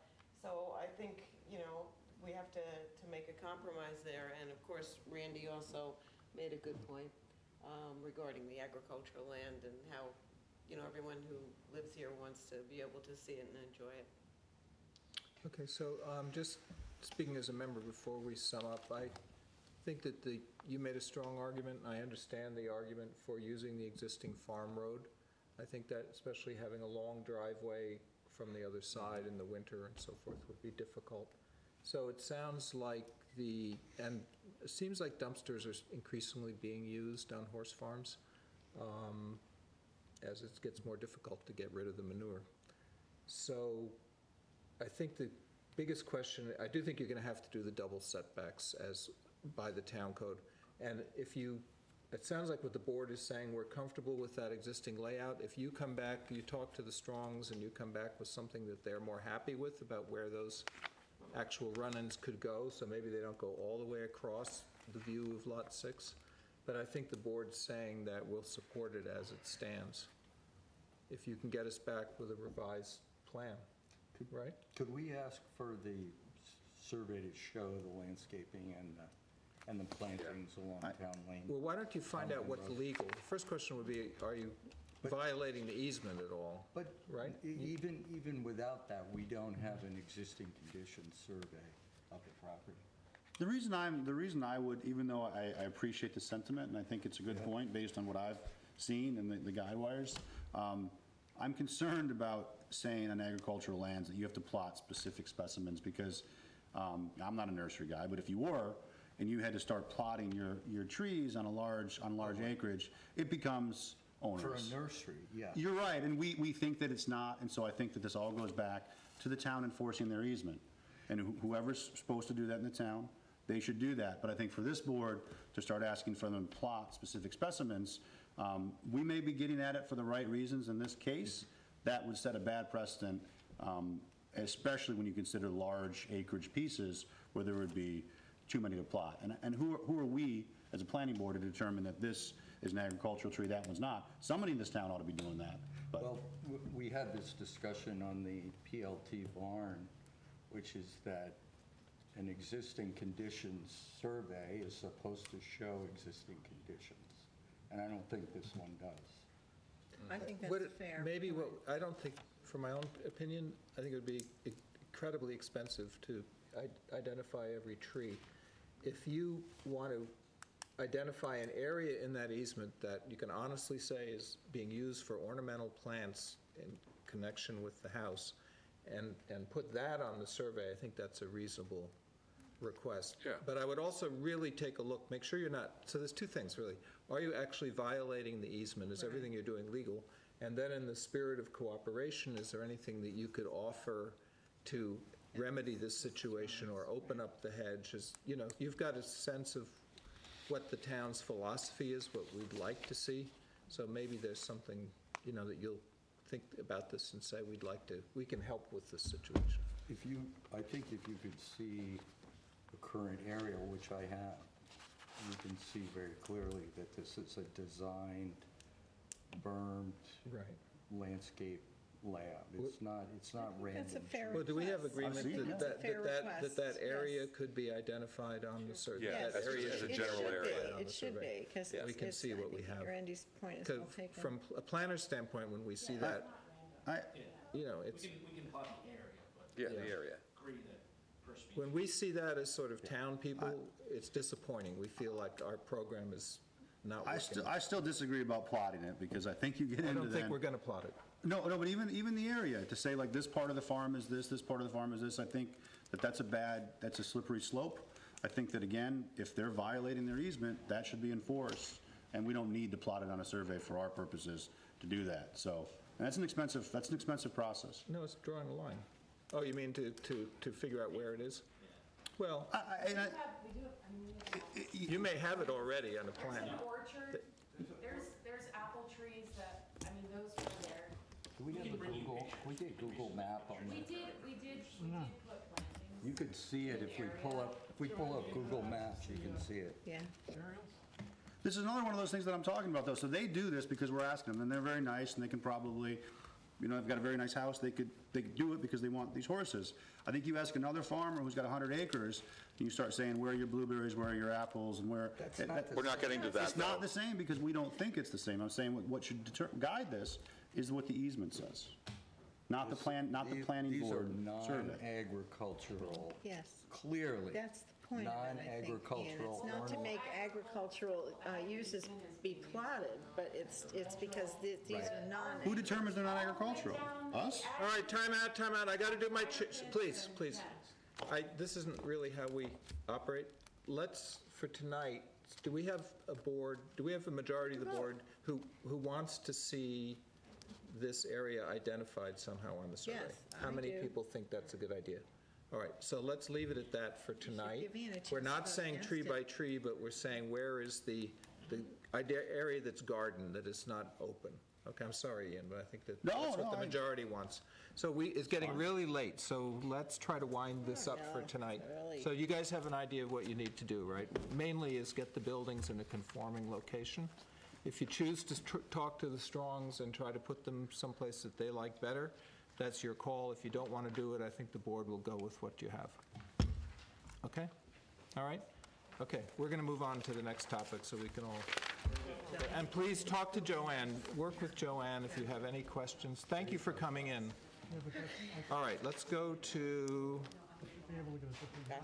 we actually, oh, Gosmans, geez, we're not even through the work session. All right, Gosmans. Yep. We're Gosmans. And let's not forget that host weight, because that was an addition. Okay, just to remind you, the application has been minimized to the seeking approval for 2 outdoor freezers that are existing, a compactor and a concrete pad and a shed. At the last work session, the board agreed to relax accessory structures for the shed and compactor and 2 freezers. The compactor will require, so the compactor is not going to require a wetland setback variance. However, there's a natural resources special permit being required, which the applicant has applied for. The only issue that we're really reviewing tonight is the enclosure that's being proposed around the compactor.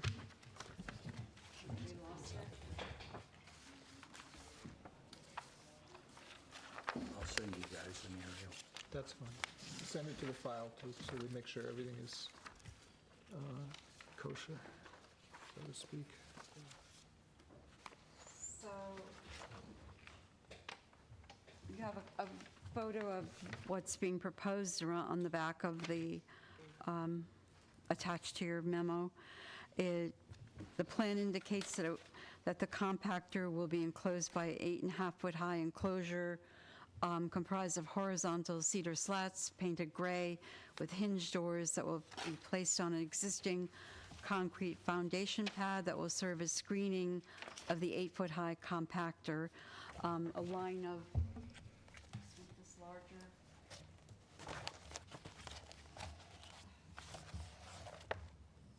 No, too big.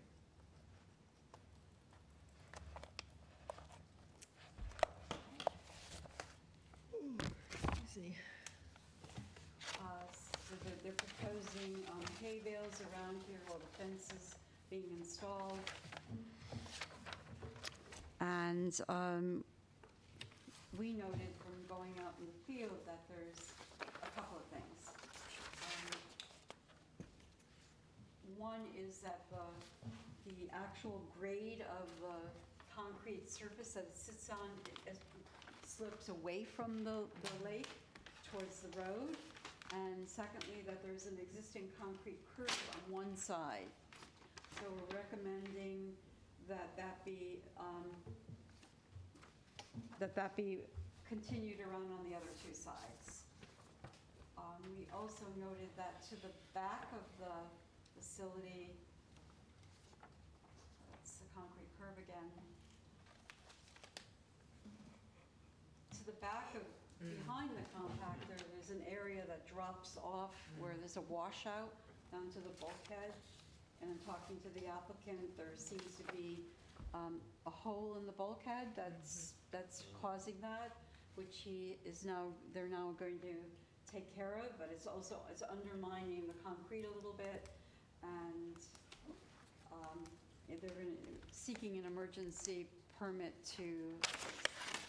so our recommendations are that they continue the concrete curb around the outside, and in looking at this, the enclosure is very close to the actual compactor, and I think that the applicant may be reconsidering that a little bit. So if there's someone here to speak for them, I think that.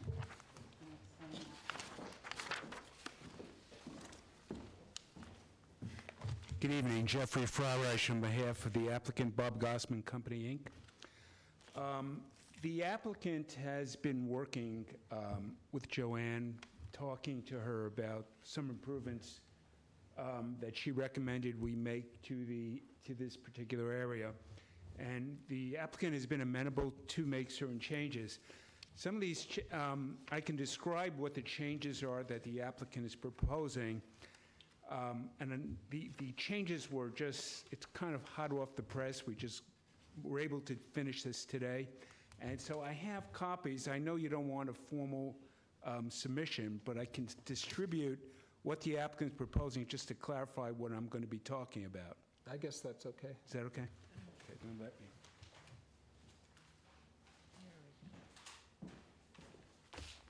Maybe we just need to open up one and we It's can just pass it one around. sheet. Oh, it's just one sheet. It's just Okay. one sheet. That's enough. It's still enough. It's still enough. One at each end. This looks like exactly what we have in our memo.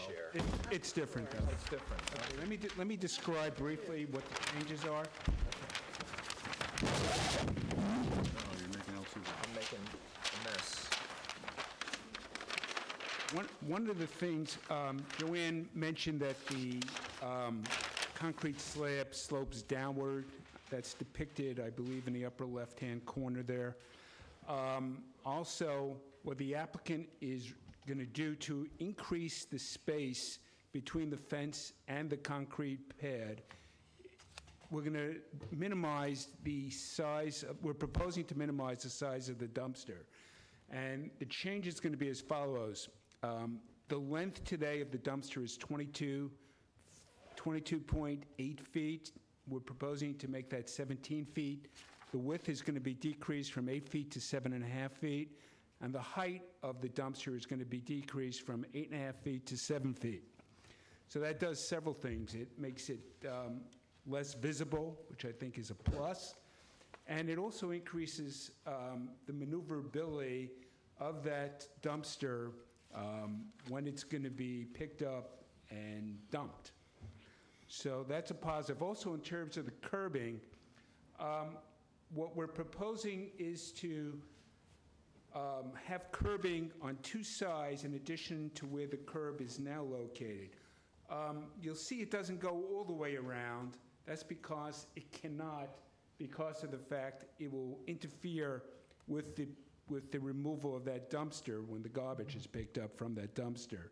So we were able to accommodate that request partially, and we really can't do more, or else it's going to get broken up when this garbage is picked up. What we also are proposing is there's a side opening that you'll see on that plan. That's to allow the dumping of the refuse, of the compactor material a lot more easily. So those are the changes that we are. So basically, we're not going to comment on this tonight. This needs to go to the planning department, and then we'll get you back on as soon as possible? Yes. With the memo, okay? Yes, we understand that. Yeah, okay, And good. we intend to do this almost immediately. Great, okay. Okay. Thank you so much. Is that? That's it. That's it. Okay, so let's go to Kathy's covering for Nancy. Well, this, as you say, it's just got a whole bunch of new information here. I went out and looked at the site today, and that erosion is pretty dramatic on the lake side of where you, so I'm very glad to know you're going to minimize this, because as I looked at it, I thought, I don't even know how they can put an enclosure around what's currently there. And I took some pictures because the hole is profound. It's a little alarming, actually. So I'm glad to know you'll be, There's an attending to that. emergency application Yes, that's being it's submitted. great news. That's good news. But beyond that, I think we'll just, we'll wait for Joanne to have a chance to take a look at this and see if there's anything further she might recommend. And I think you're on the right track. Basically, we want to keep the runoff from going into the lake.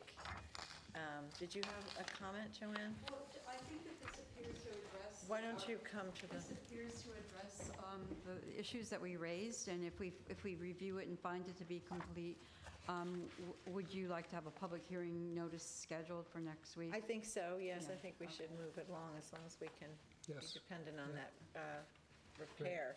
That would be great. That's it. for Okay, me. Ed? I have nothing further to add. Great. Ian? No, I would disclose once again that I do business as a farmer with Gosman's. I feel like I can still be fair on the application.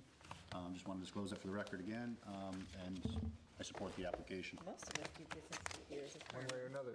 Not me. Patty? When I was there last time to take a look at it, they did say that they would fix that Gully. Thank you. And I'm glad to see that it's going to be minimized a little bit because it's a little like in your face, but, so whatever they can do to kind of make it a little bit less, I think is a very good thing. Randy? I have to disclose that I eat at Gosney. And what do you have? Looks good. Okay, I agree, it looks good, so we'll, Sorry, give them back the plans. they have to be properly submitted. All right, I think that concludes our work session, so let's, thank you, Jeff. Concludes our work session. Let's go to the Hostway scheduled public hearing. In the matter of the application of Hostway Inn site plan special permit to schedule a public hearing, it should be held at Town Hall, 159 Pantico Road, East Hampton, on Wednesday, June 27th, 2018, at 7 p.m. or as soon thereafter, as this matter may be heard. Second. Second, all in favor? Aye.